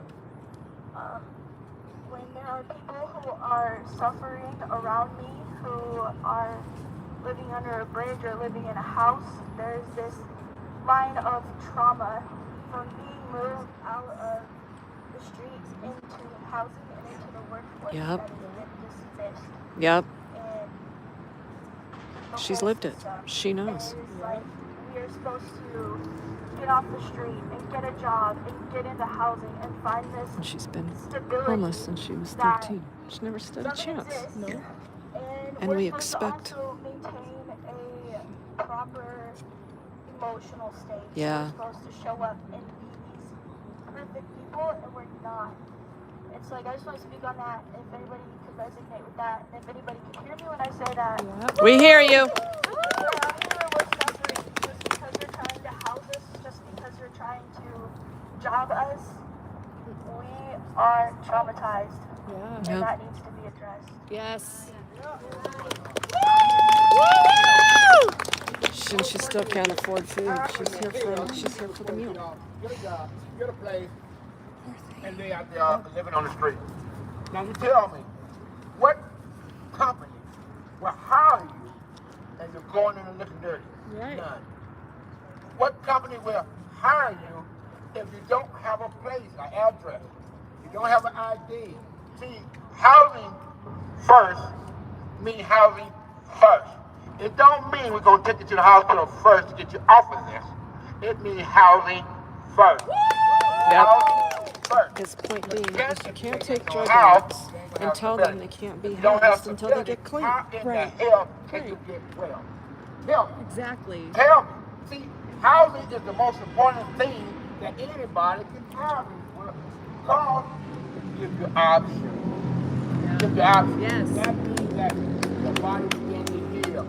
Drink water when you want to drink water. You can use a restroom when you want to use a restroom. You can take a bath when you want to take a bath.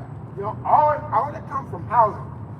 I mean, yeah, you can get that in a shelter, but not the way you get a house. Right. Because You if can't stay get in that a from a shelter, Jerry. you're still going to be traumatized. Yeah. Yeah. Period. He knows. Because you don't know the next person laying down next to you or No. laying beside you, or who's going to wake up in the morning and have a fucking nervous breakdown, Yep. or something going on.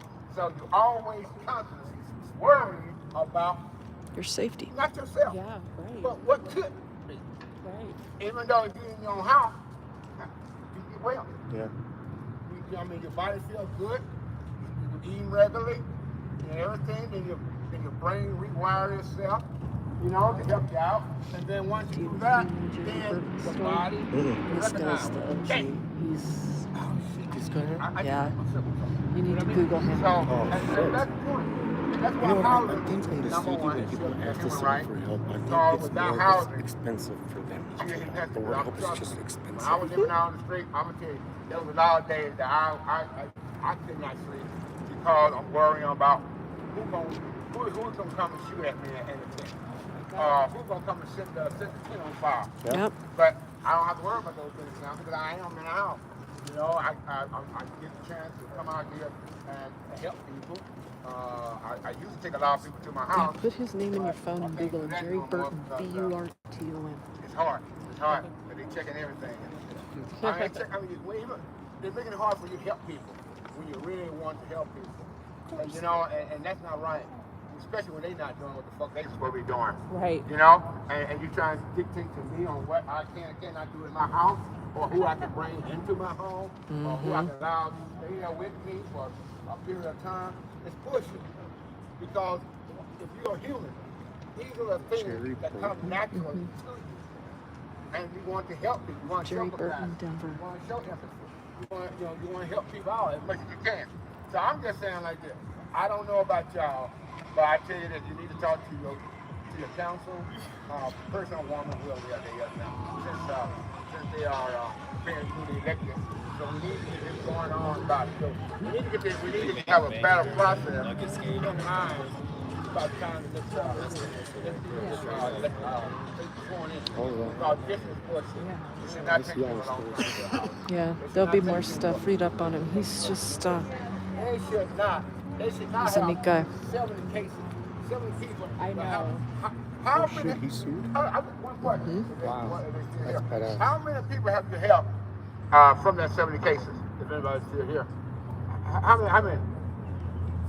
many of you actually put people into housing with some consistency? See? That's a damn shame. You see? That's a damn shame. And it should not be that way. Not in the 21st century. I mean, you know, Right. that's bullshit. Which is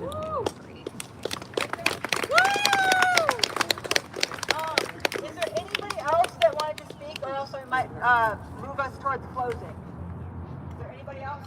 Oh, we got it here. All right, Tammy, and then we'll close out.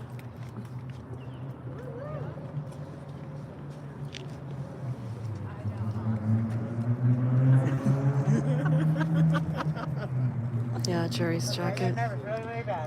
Jerry's a good dude. Yeah, seriously. If you want to learn about Jerry Burton, everybody Google him. Jerry Burton, B-U-R-T-O-N, Denver, homeless. I've been abused by domestic violence and put in a shelter that has threw me out the can. I lived under a bridge and then to their tiny home. The tiny home told me that they were exiting me because I was not going doing what they wanted me to do when they wanted me to do it. What I want to know is why is it that I am the only one that has a voice in all the 10 hospitals around me? My friends, my coworkers, my kids, or whatever. Why is it that I have to be the one that has to break mouth and tell everybody, get up and do something about this? I'm tired of my friends dying. I'm tired of people crazy.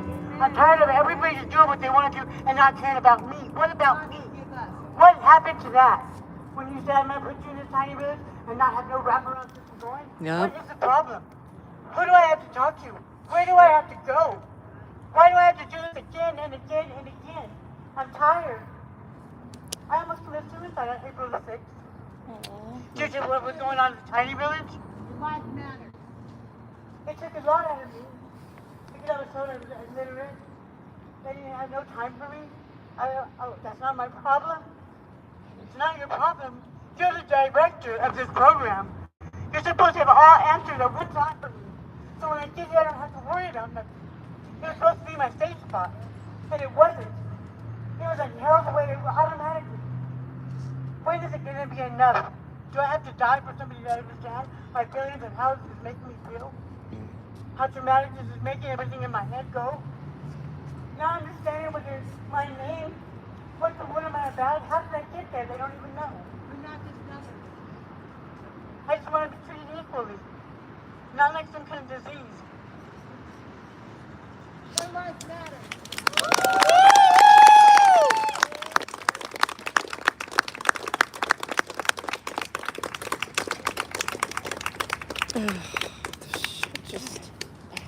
Any other final speakers? Thank you, Cannon. Much love. Any other final speakers? Yes. Okay. Yay!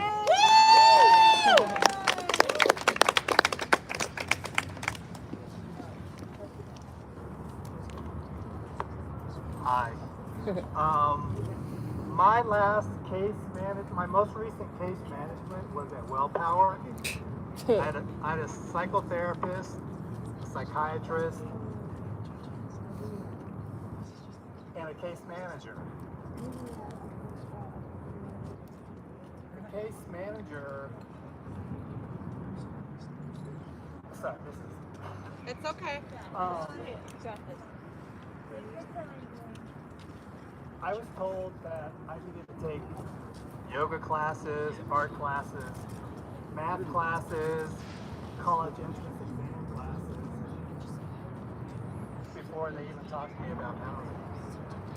What the fuck? At St. Francis, housing is not even on their list of services. At the Denver Rescue Mission, the case managers don't know anything. At Haven of Hope, when I talked to them about housing, I was given a speaking. That's real shit right here. Mm-hmm. Yeah.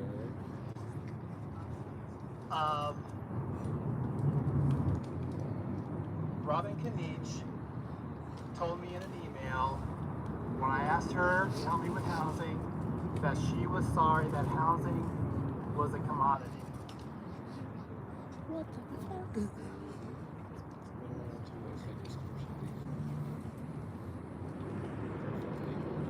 Senior support services, when I asked them about housing, they told me that it wasn't necessary for me to even try because the wait list was 5 years long. Jesus.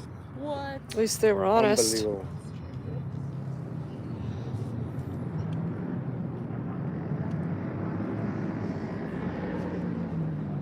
I don't consider myself a victim, but You are being victimized. Yeah, right. I think it's been said, and we feel it within all of us. At what point do they acknowledge that we are not commodities, and that, in my opinion, housing is not a right; it's a need. It's a basic human need. And I feel sorry that I'm still standing here 5 years later having to talk to people who, in my opinion, don't really care about my life. No. No. And that's okay.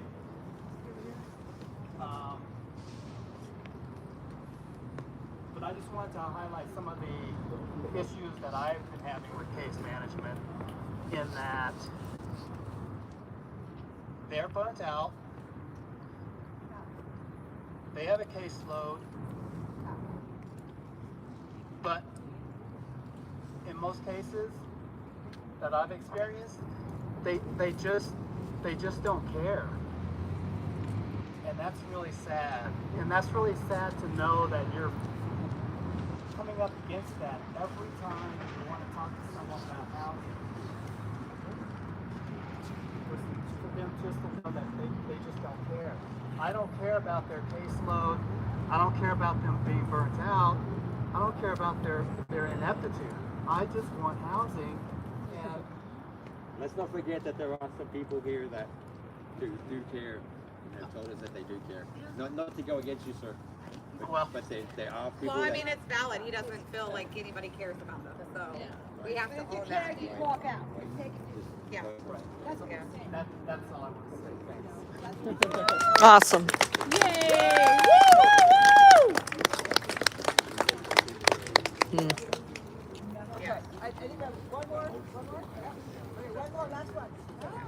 I appreciate you saying that.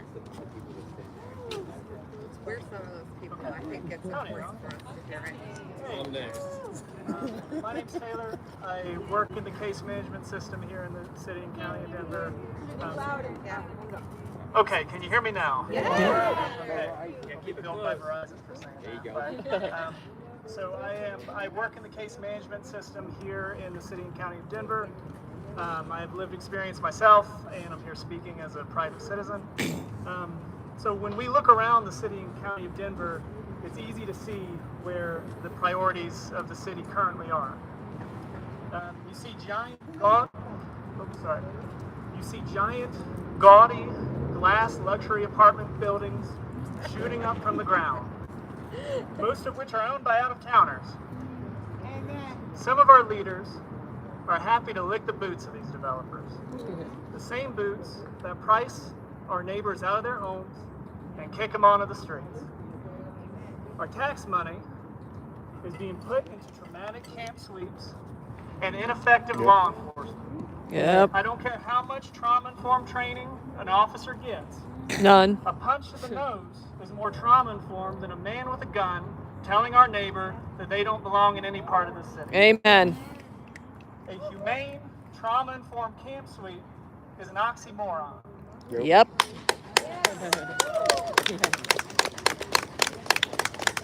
The city has shut down multiple shelters this year alone and has ripped away plenty of resources from both service providers and our community members experiencing housing. Yep. And they've still not made good on their commitments to build affordable housing, let alone ensure the affordable housing that we currently have ain't run by slumlords. The city asks case managers to do more every year with less. It asks community members to pick themselves up by the bootstraps when they don't have boots on their feet to begin with. Yeah. You are not cases, you ain't a client, and you ain't a fucking number in an HMIS database. Yes. You are a community member, you are a neighbor, you have every right to life, dignity, and housing here in your home. So it's time to and thank you to the organizers at hand for being willing to tell the city to respect existence or expect resistance. Yes. Yes. Right. Nice. I like that. Yeah. That was awesome. Where'd he come from? I'll dig him. And here we are at a close of this space today. If people feel good about that. And I just want to say, I really just want to say that this circle right here, this is the people. This is the voice. This is the power. This is where the change happens. Yep. Those fuckers in there is not, whatever. Fuck them.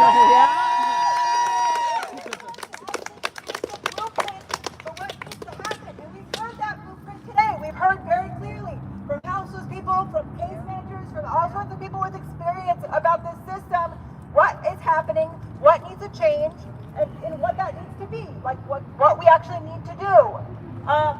We know that. We all know that. Right here, we just spoke that truth into reality, into the circle. So I just want to make us feel like we are the people together here that can make that change happen. We don't have to just sit back and wait for somebody else to do it. We work together to create that. We say, okay, we've heard each other. We've heard that the caseloads are too big. We've heard that there's not housing that we can just get into. We've heard that people are treated like numbers in the HMIS system. We've heard that there's too high of a turnover. We've heard that people are suffering on the streets in the cold. We've heard all of these things. Yep. And now we can take that into action together. So let's not just sit back and wait for somebody else to do this shit. Let's get to know each other. If you haven't gotten your contact info in a way that we can all stay in contact, sign up on the hand website for email updates or on Facebook or whatever, or reach out, and so that we can all stay connected, because we don't want to stop here and think that this is the end. We want to continue our fight with everybody that's been in this circle today. There's amazing people in this circle that can share all of this experience to make for the fight for what we actually need. So please, let's not feel like, oh, you know, city council doesn't listen or the media wasn't here. I think this is a powerful, powerful day, regardless of all those fuckers, because of all of everybody. See why I love her? Right now, because everybody in this circle are the people that need to hear each other's voices and come together and say, all right, what's it going to take? What do we need to do to change this system? That's it. That's what They have these QR links where they're going to go straight to your link tree. Oh, look, this is cool. I kind of want to print them out so I feel comfortable giving them to people. It has my name on top. Yeah, I'm cool with And you that. see these QR codes? We are human beings. You know how to upload on your phone? Yeah. Oh, shoot. Well, I'm sending it to you now. Not warehousing. Okay. Housing what? First. Housing what? First. Housing what? First. What did that mean? Housing! Housing first!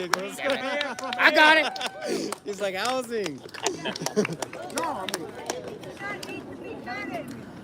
Well, Good people here. Truly good people. I know, I was sitting there watching this, I'm like, who is this little Who? Mexican queen that I just have came up here? contact sheets Who? for kids to stay in touch with students. So Oh. if you aren't already You see her up receiving there? emails Yeah, and calls interesting. from us, then please come talk. Yes. Some photo op there. come on, Stan. It's probably her quinceañera. I'm your neighbor. Yeah, I you see are him around mine. town all the time. You know, we have to look out for each other, so we have to start right here, right now.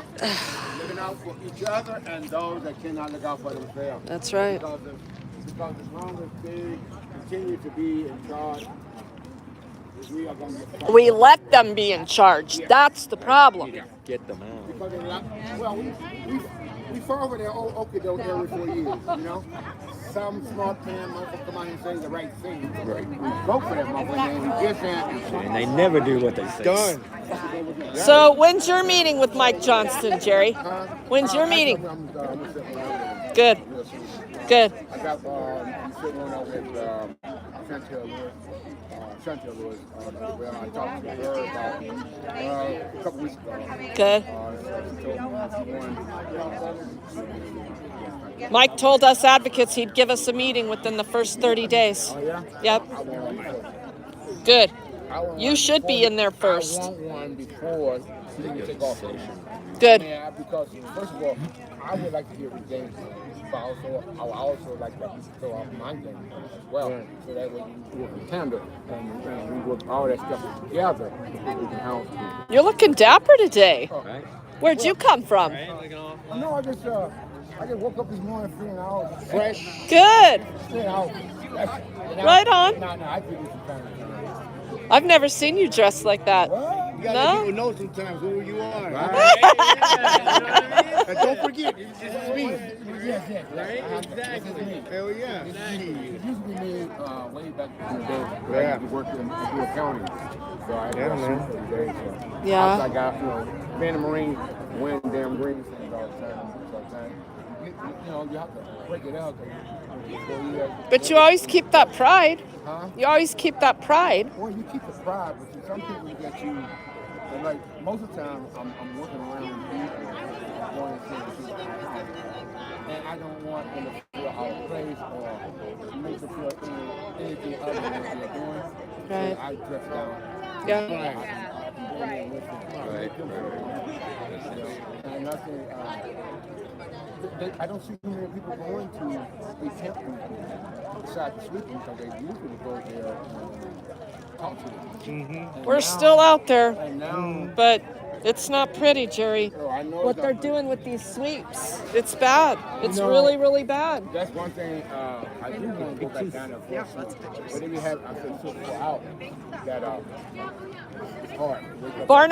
Barnum Yard, they posted for Thursday. I know. Who? Barnum Yard along the railroad.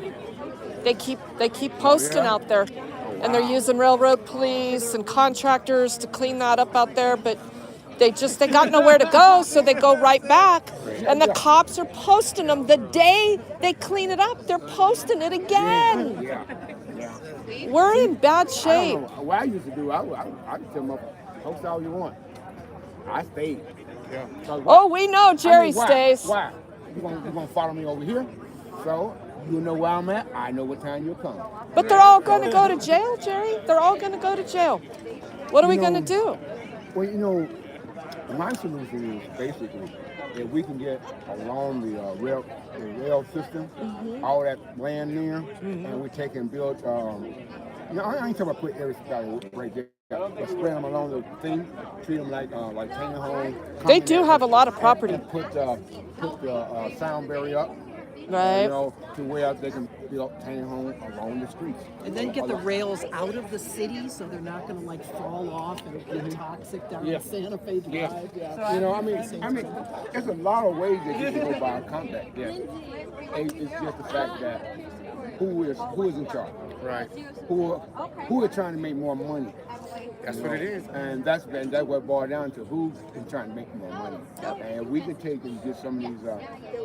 We got so much fucking open space here. That Yes, we do. Yes, we do. Even where I live out there in Central Park, man, roads are so damn. The sidewalks are so wide. It's ridiculous. I mean, there's so many apartments. That's why you know how to set up tents like no other. He's the pro. Jerry's the pro. I would prefer to have them home. Right. Just the one that we got right. The kind of sustainable, the kind that you can have a bathroom, you can have a kitchen, you can have a living room, and you can take a milky bed and clean it up, and you don't have company, something like a tiny. Yeah. When you're talking about housing first and the whole affordability thing, like how California's destroyed housing first because every unit they build is $750,000. Right. Yeah, it's the truth. It's the truth. Remember this kind of well, but see, the thing about it is you don't want it to be to where people have to move alone. Right. Permanent, yeah. Stability. And the only way you can be able to have stability without actually going zoning. Man, fuck zoning. Fuck zoning. That's right. And you tell me we can't change it. Right. Right. You know, something's wrong with that picture. Right. They don't want to change it. Right. Unless it's too comfortable. Exactly. And that is the problem here. You know, and the main thing is, because people need a bathroom, they need a kitchen, they need to be able to feed themselves, they need to be able to sleep. You know, wash their body in order. And after about 6 months, the majority of people's body, if they follow their mind and really want housing, they will go in there and begin. It can be done. It's just the money. No. They got the money. You know, it's no just, money. The word help is either for profit now for the city. Yeah. You know what I mean? It's with a big ass asterisk sign on that motherfucker. But the money is there. And like everything else in America, we're always on credit. Listen, everything we do is always on credit. Find that credit. I'm in the same boat as you. Where's that credit at, bud? That's what it is. They're raising the taxes on businesses to supposedly help the homeless. And you know, dude, I'm getting taxed out of my ass. I know, yeah. You know what I mean? He has a business here. Ask him. It's not helping you. Ask him where's the help at, man. No. What I'm saying is, you getting taxed, like I said, out your ass for something that you would probably want to see to come about. Right. Absolutely. And would be very advantageous for that to happen. If they actually do what they meant to do. They never do. And the thing about it, no, they can just continue to take money from you.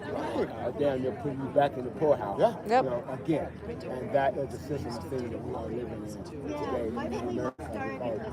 I know Ireland, I know Dublin, I know countries up around the area.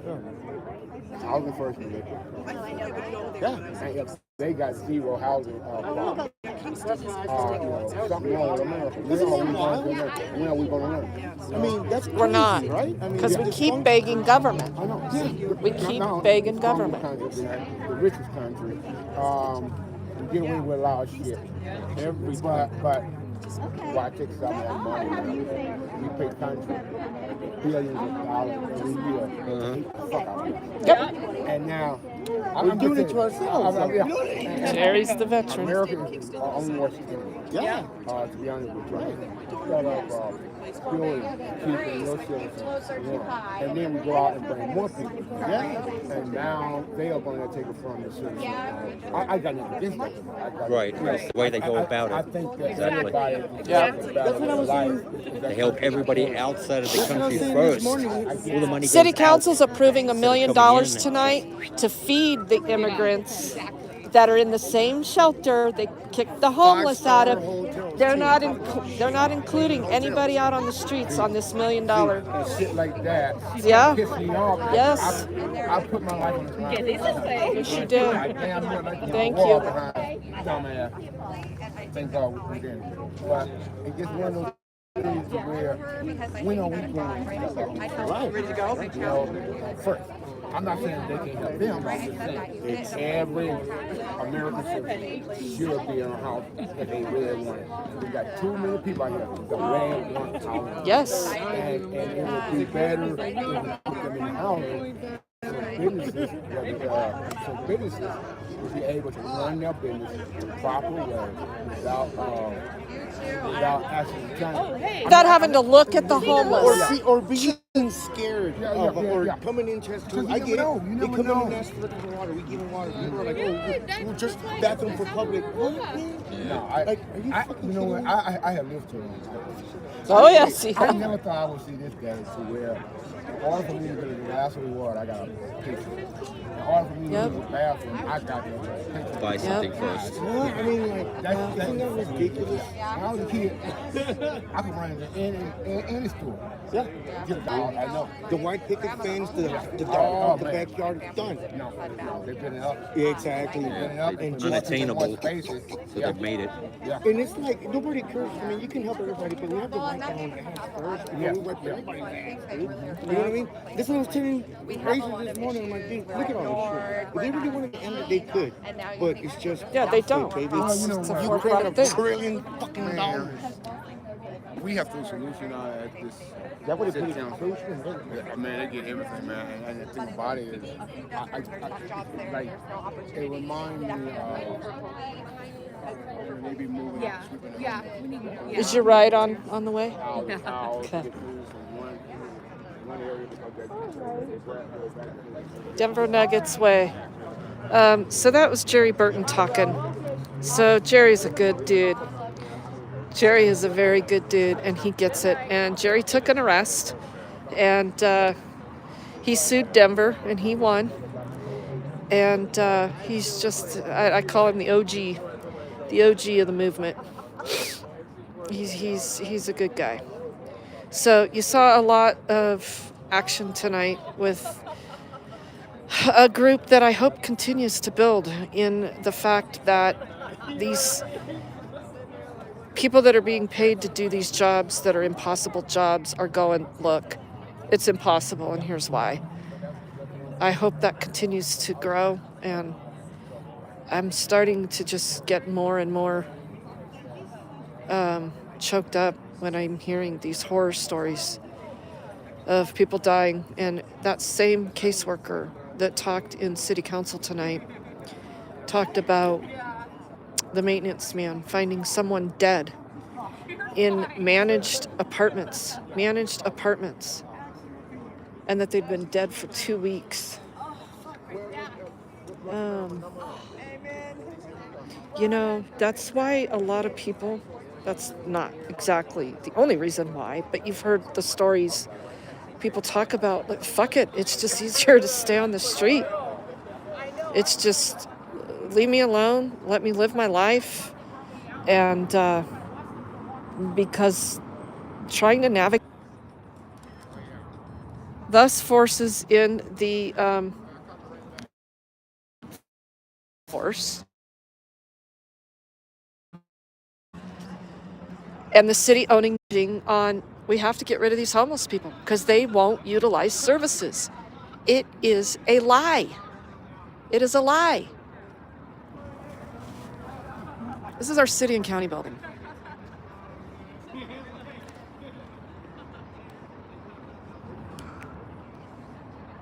Jerry fought for this country. He was a Marine.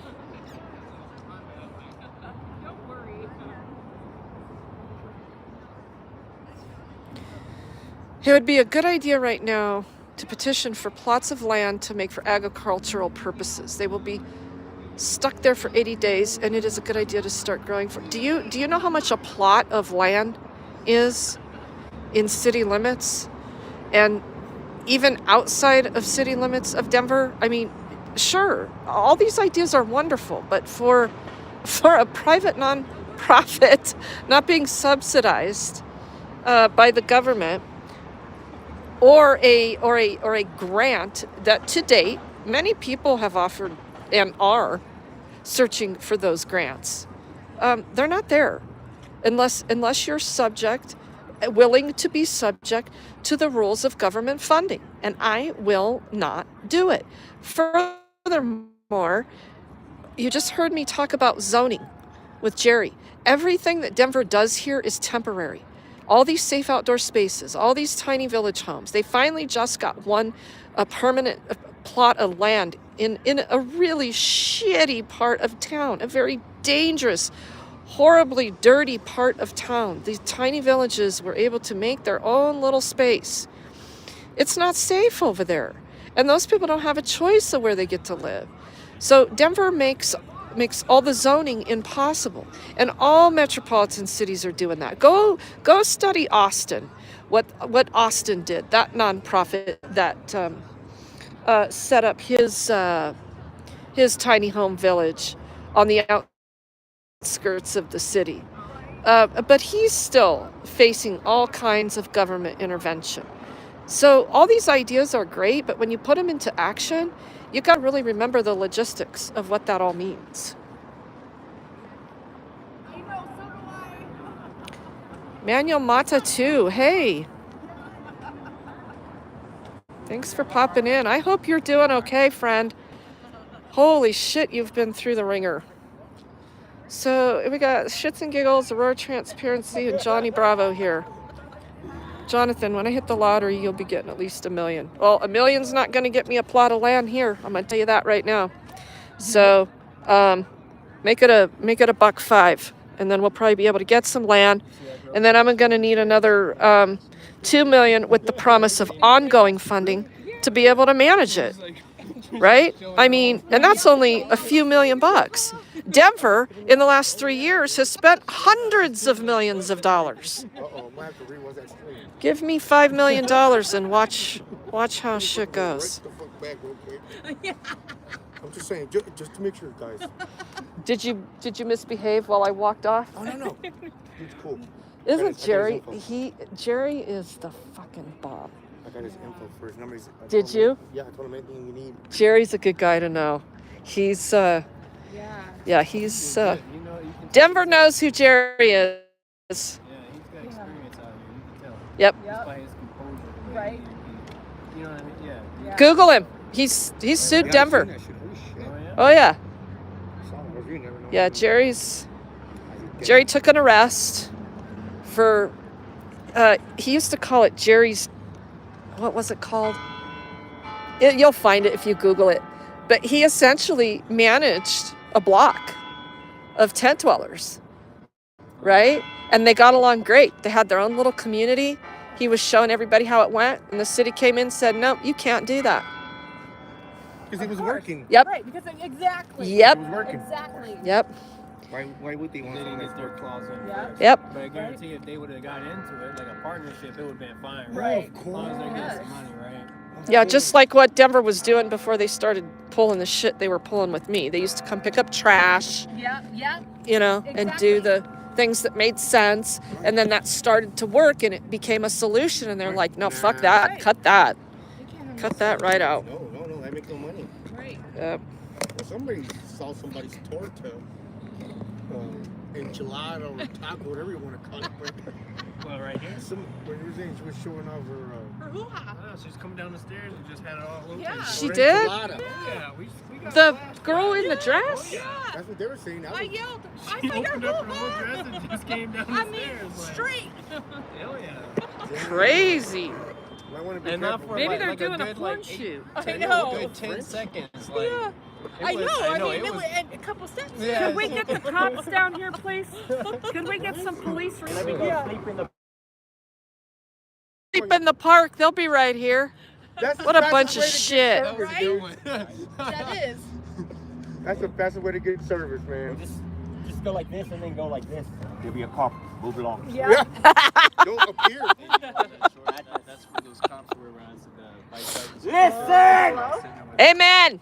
I'm still at the same spot in front of that courthouse. Across from the See, Capitol. there are great people down here. I don't know what the hell has happened to this You're in thing. front of the but- Capitol? This is where I'm. All right, I'll head that Oh, way. you're gonna walk across? Yeah. Or. Well, he ain't stopped over there. Okay, well, come. Go. Go around there. Park my truck. Make a left when you get to, instead of going right Where'd at you park, Colfax, Regan? make a left Over here, and I'm come 14. around. Oh, down here? Yeah. Yeah. And Oh yeah, shit! I can forgot meet to you. put money in the meter I'll too. meet you But I think over after- where you It's come 8. around. I thought Yeah, but six usually or around 8. this time, they don't really fuck with you. Yeah, you can come around and then come up You'll get 14. I'll get lucky. I need luck. It's my lucky day today, right? I came here the other day with one of those camera tickets in here. And I just came in just for bullshit. And I was like, I'm not going to pay that. And they were like, you don't have to pay that. She was like, look on top of here. I was like, oh, fuck. It says, after 90 days, Right. it No, just okay. dismissed. Just So you don't turn. have to pay this. You don't have to pay this anyway. Okay. I saw him like, oh shit, like, why waste my time? I was just going to come. No, just go whatever. straight. Shits and giggles, right? Can you go straight? You got the perfect I'm name. not paying that.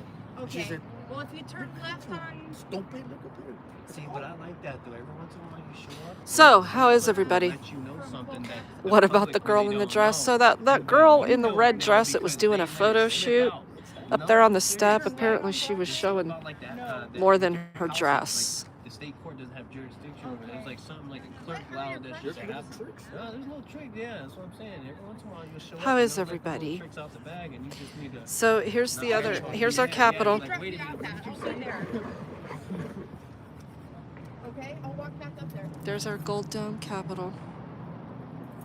I'm gonna walk back up there. Okay, guys, I'm gonna go. Which way are you going? I'm going that way. I'll go that way. Okay. Will you guys walk with her through there? Yeah, I gotta go there. No, you're on your own. Yeah, because that could be, Here's this you never of know. yours, Regan. Oh, thanks, doll. Yes. All right, you guys, thanks for coming. It was good seeing y'all. Good to see you. Thanks for popping in, guys. Absolutely. Take care. You too. Be I'll very see you careful. later, All right, sister. see you later. Okay. Drive safe again. Thank you. I will. Of course, I will.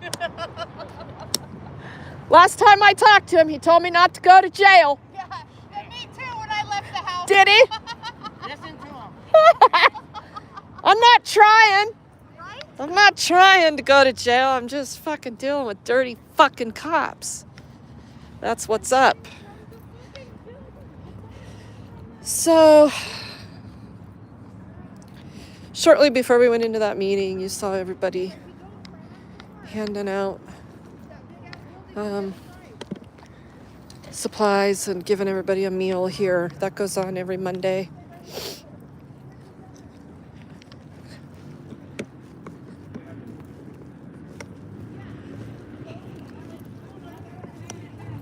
So, everything is so wet. Please, no more rain. No more rain. Okay, let's see if I got a ticket. Nope, I managed to not get a ticket.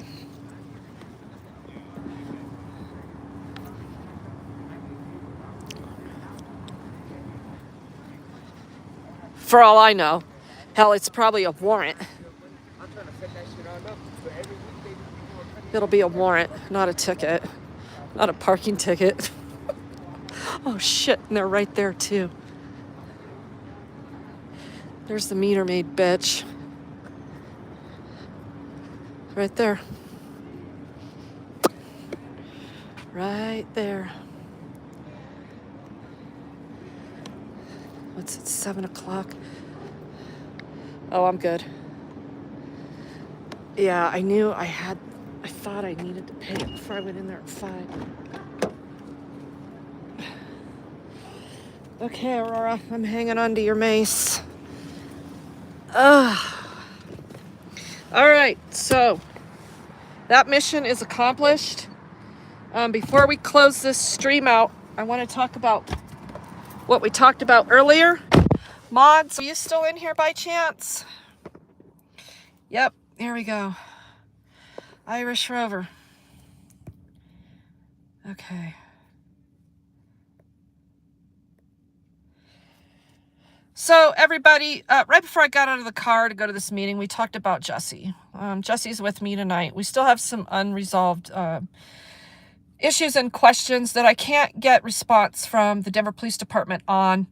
I, of course, jumped the gun and was so excited that these investigators from the fentanyl task force, his sergeant, and then the detective were gonna help me get to the bottom of these things and questions that I had. And they were great. They were communicating well. I was even commending the process.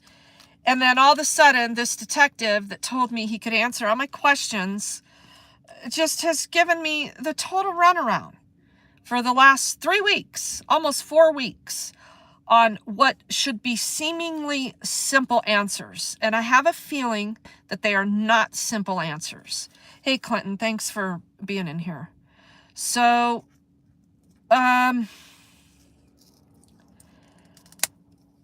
we're going to have to start a campaign. Hashtag Justice for Jesse. Because if I can't get answers as to why these blunt force trauma injuries on this autopsy were there, why I can't get answers to why the reporting party wasn't even talked to about what he saw. There's nothing in the reports about that. The fact that homicide told patrol that they weren't coming out. Ah, shit. Here's the meter maid. Oh, she best not be thinking about coming up to my car. So she's going to go yell at her.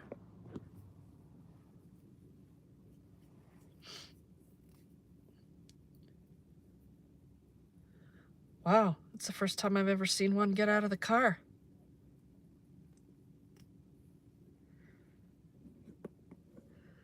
Okay, so that's another advocate up there. And the fact that they keep bagging these meters for no reason, they're just looking for problems.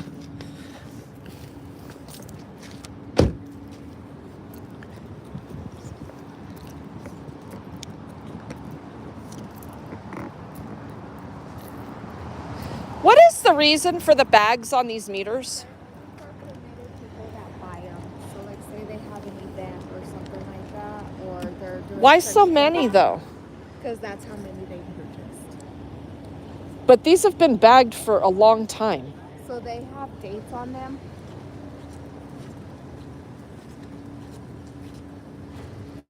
They have dates on them from when they purchased them. So these are due on the 12th. Who would be purchasing meters next to the city and county building? These have been here for a long time. Because this says issued to the Denver Housing Stability. That young lady that was just out here said she has, they have an event tonight. So they're bagging them strictly for ma'am's event? I'm not sure what the event is for, but you can reserve meters to be bagged off for an event for however long you need it to be. And these have not been here for a long time in this area all the time. They change frequently. So when you come up to them, you'll see different ones that have different dates on them from 10 a.m. to 11 p.m. Just depends on how long. They can do it from, like, let's say June 1st to June 12th. Just depends on how long they're reserving it for and what they're doing. It just seems like every time I'm down here, though, these are always bagged. And it's just these ones. I know for the shelter, we also do work over here too, so you Right. can reserve any meeting you want to there. Well, I get that it might have been for this event, but these are bagged all the time, and I'm just not understanding why. For after you can then there's probably access into the courthouse. It could be for many things. We don't know why. However, you can park if you're parked. Cool. All right. Well, thank you. Have a good night. Well, those are the two friendliest right-away ticket writers, road pirates I've ever come in contact with. So why does that person have a ticket over there? They didn't give me a ticket.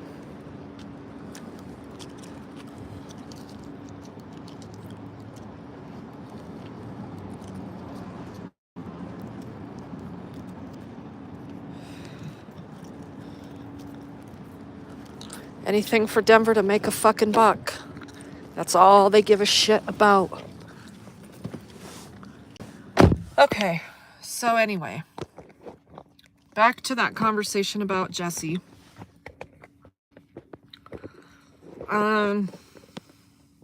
We need answers. Would you agree with me? Would you agree?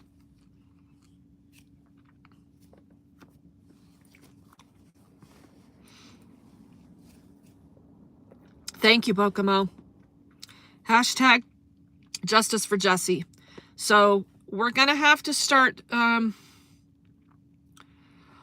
if I don't have these, I told him if I didn't have answers by today, I was going to start advocating to reopen this investigation. So like I was saying, homicide, for whatever reason, wait a minute, this is backwards again.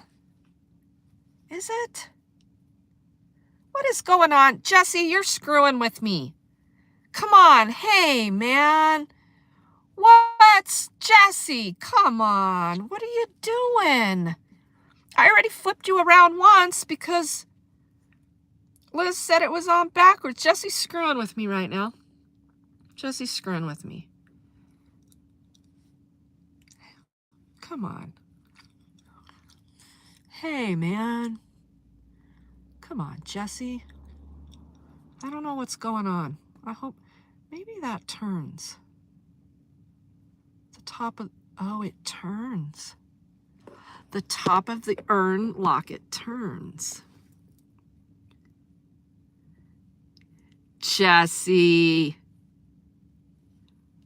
Uh-oh. You know what, though? That's not good. Because that means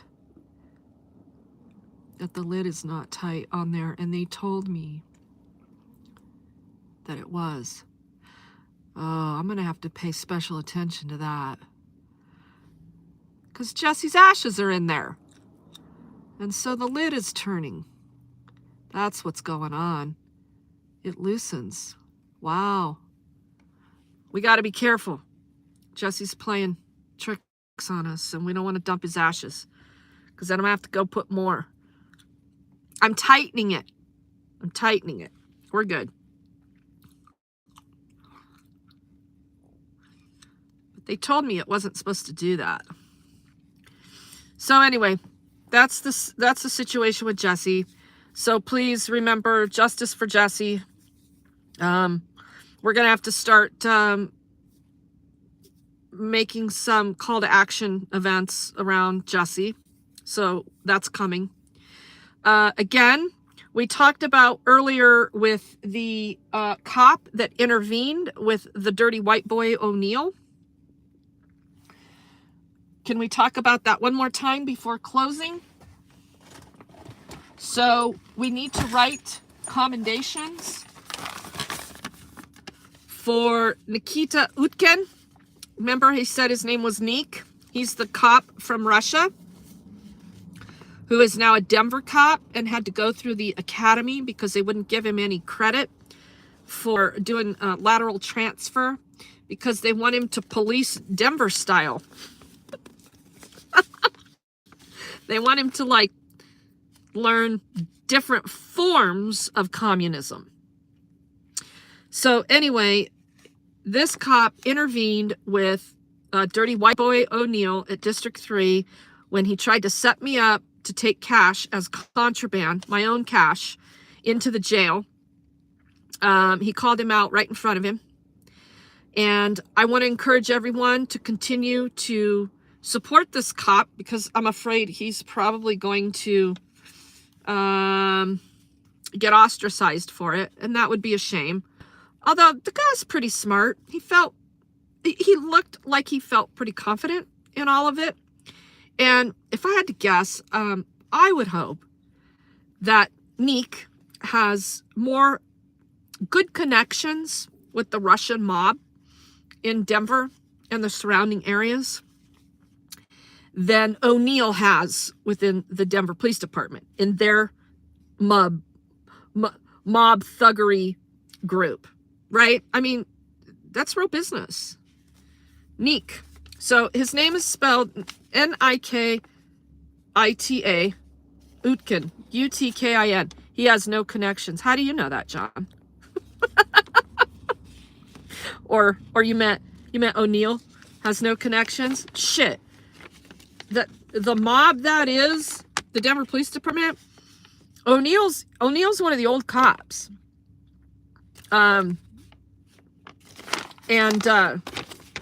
Those older ones, they are the dirtiest mofos. I mean, these guys they're very, very dirty.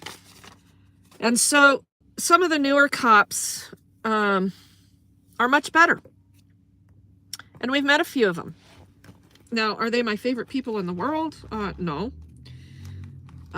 Could they be trusted in certain situations? Yeah.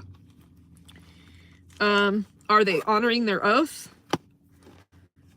At least 75% of the time? Probably not. But, like I said, if this guy had not done what he did, I would have been screwed.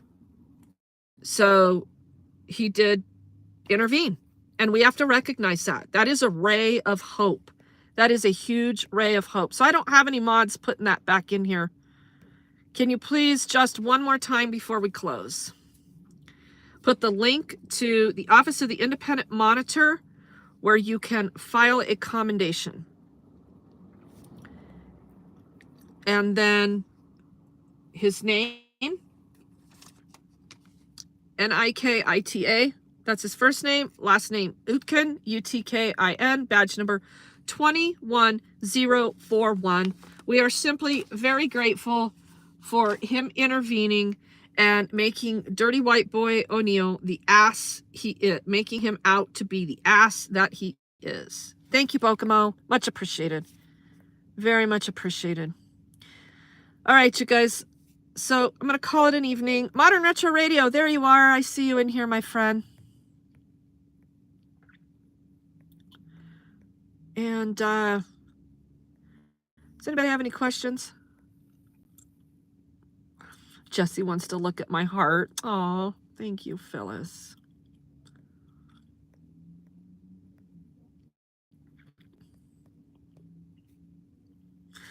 You are correct, Phyllis. O'Neill is, the guy is so stupid that he is that dangerous because he thought that all those cops were going to support him in the bullshit that he was doing when he arrested me at the public meeting. High Plains accountability. Can I help someone that's going to become homeless? In what way? Because the goal is to not become homeless. So what's the issue? Email me, please. Indubitably. Thanks for being in here.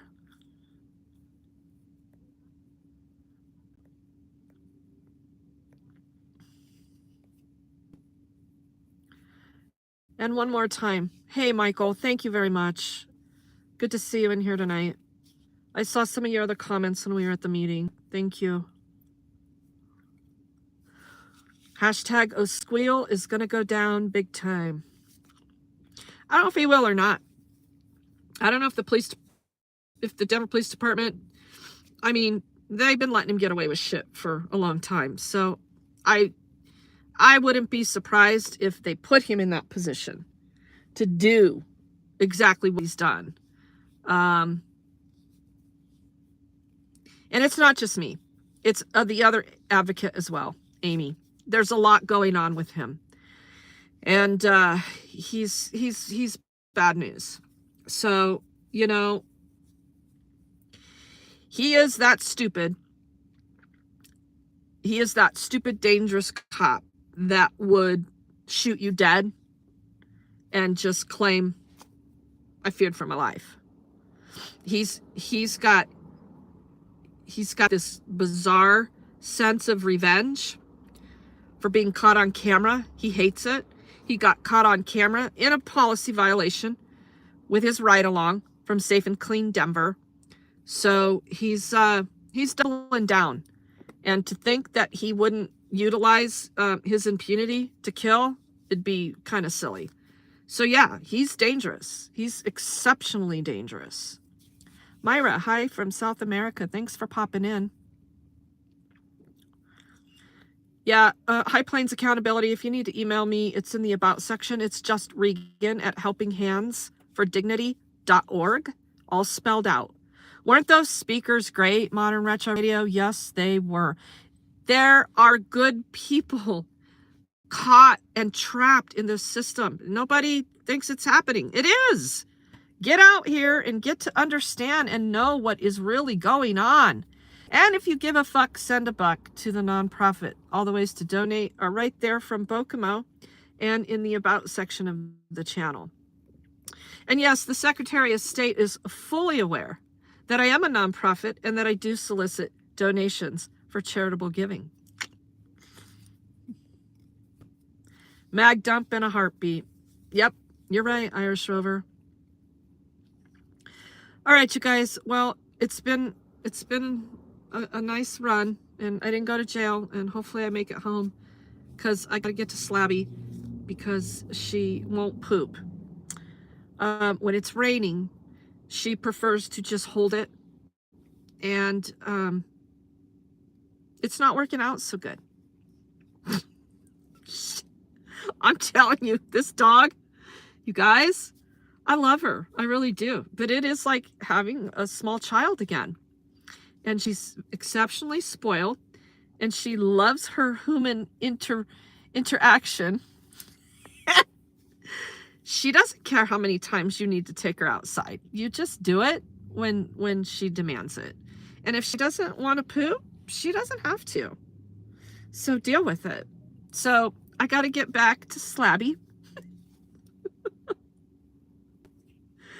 Justice for Jesse. Thank you, you guys. We'll talk more about that. Thanks for hanging out with us tonight. Yeah, Slabby's just a little extra. Gotta love her. Good night, guys. Thanks for being in here. Take care. Mwah.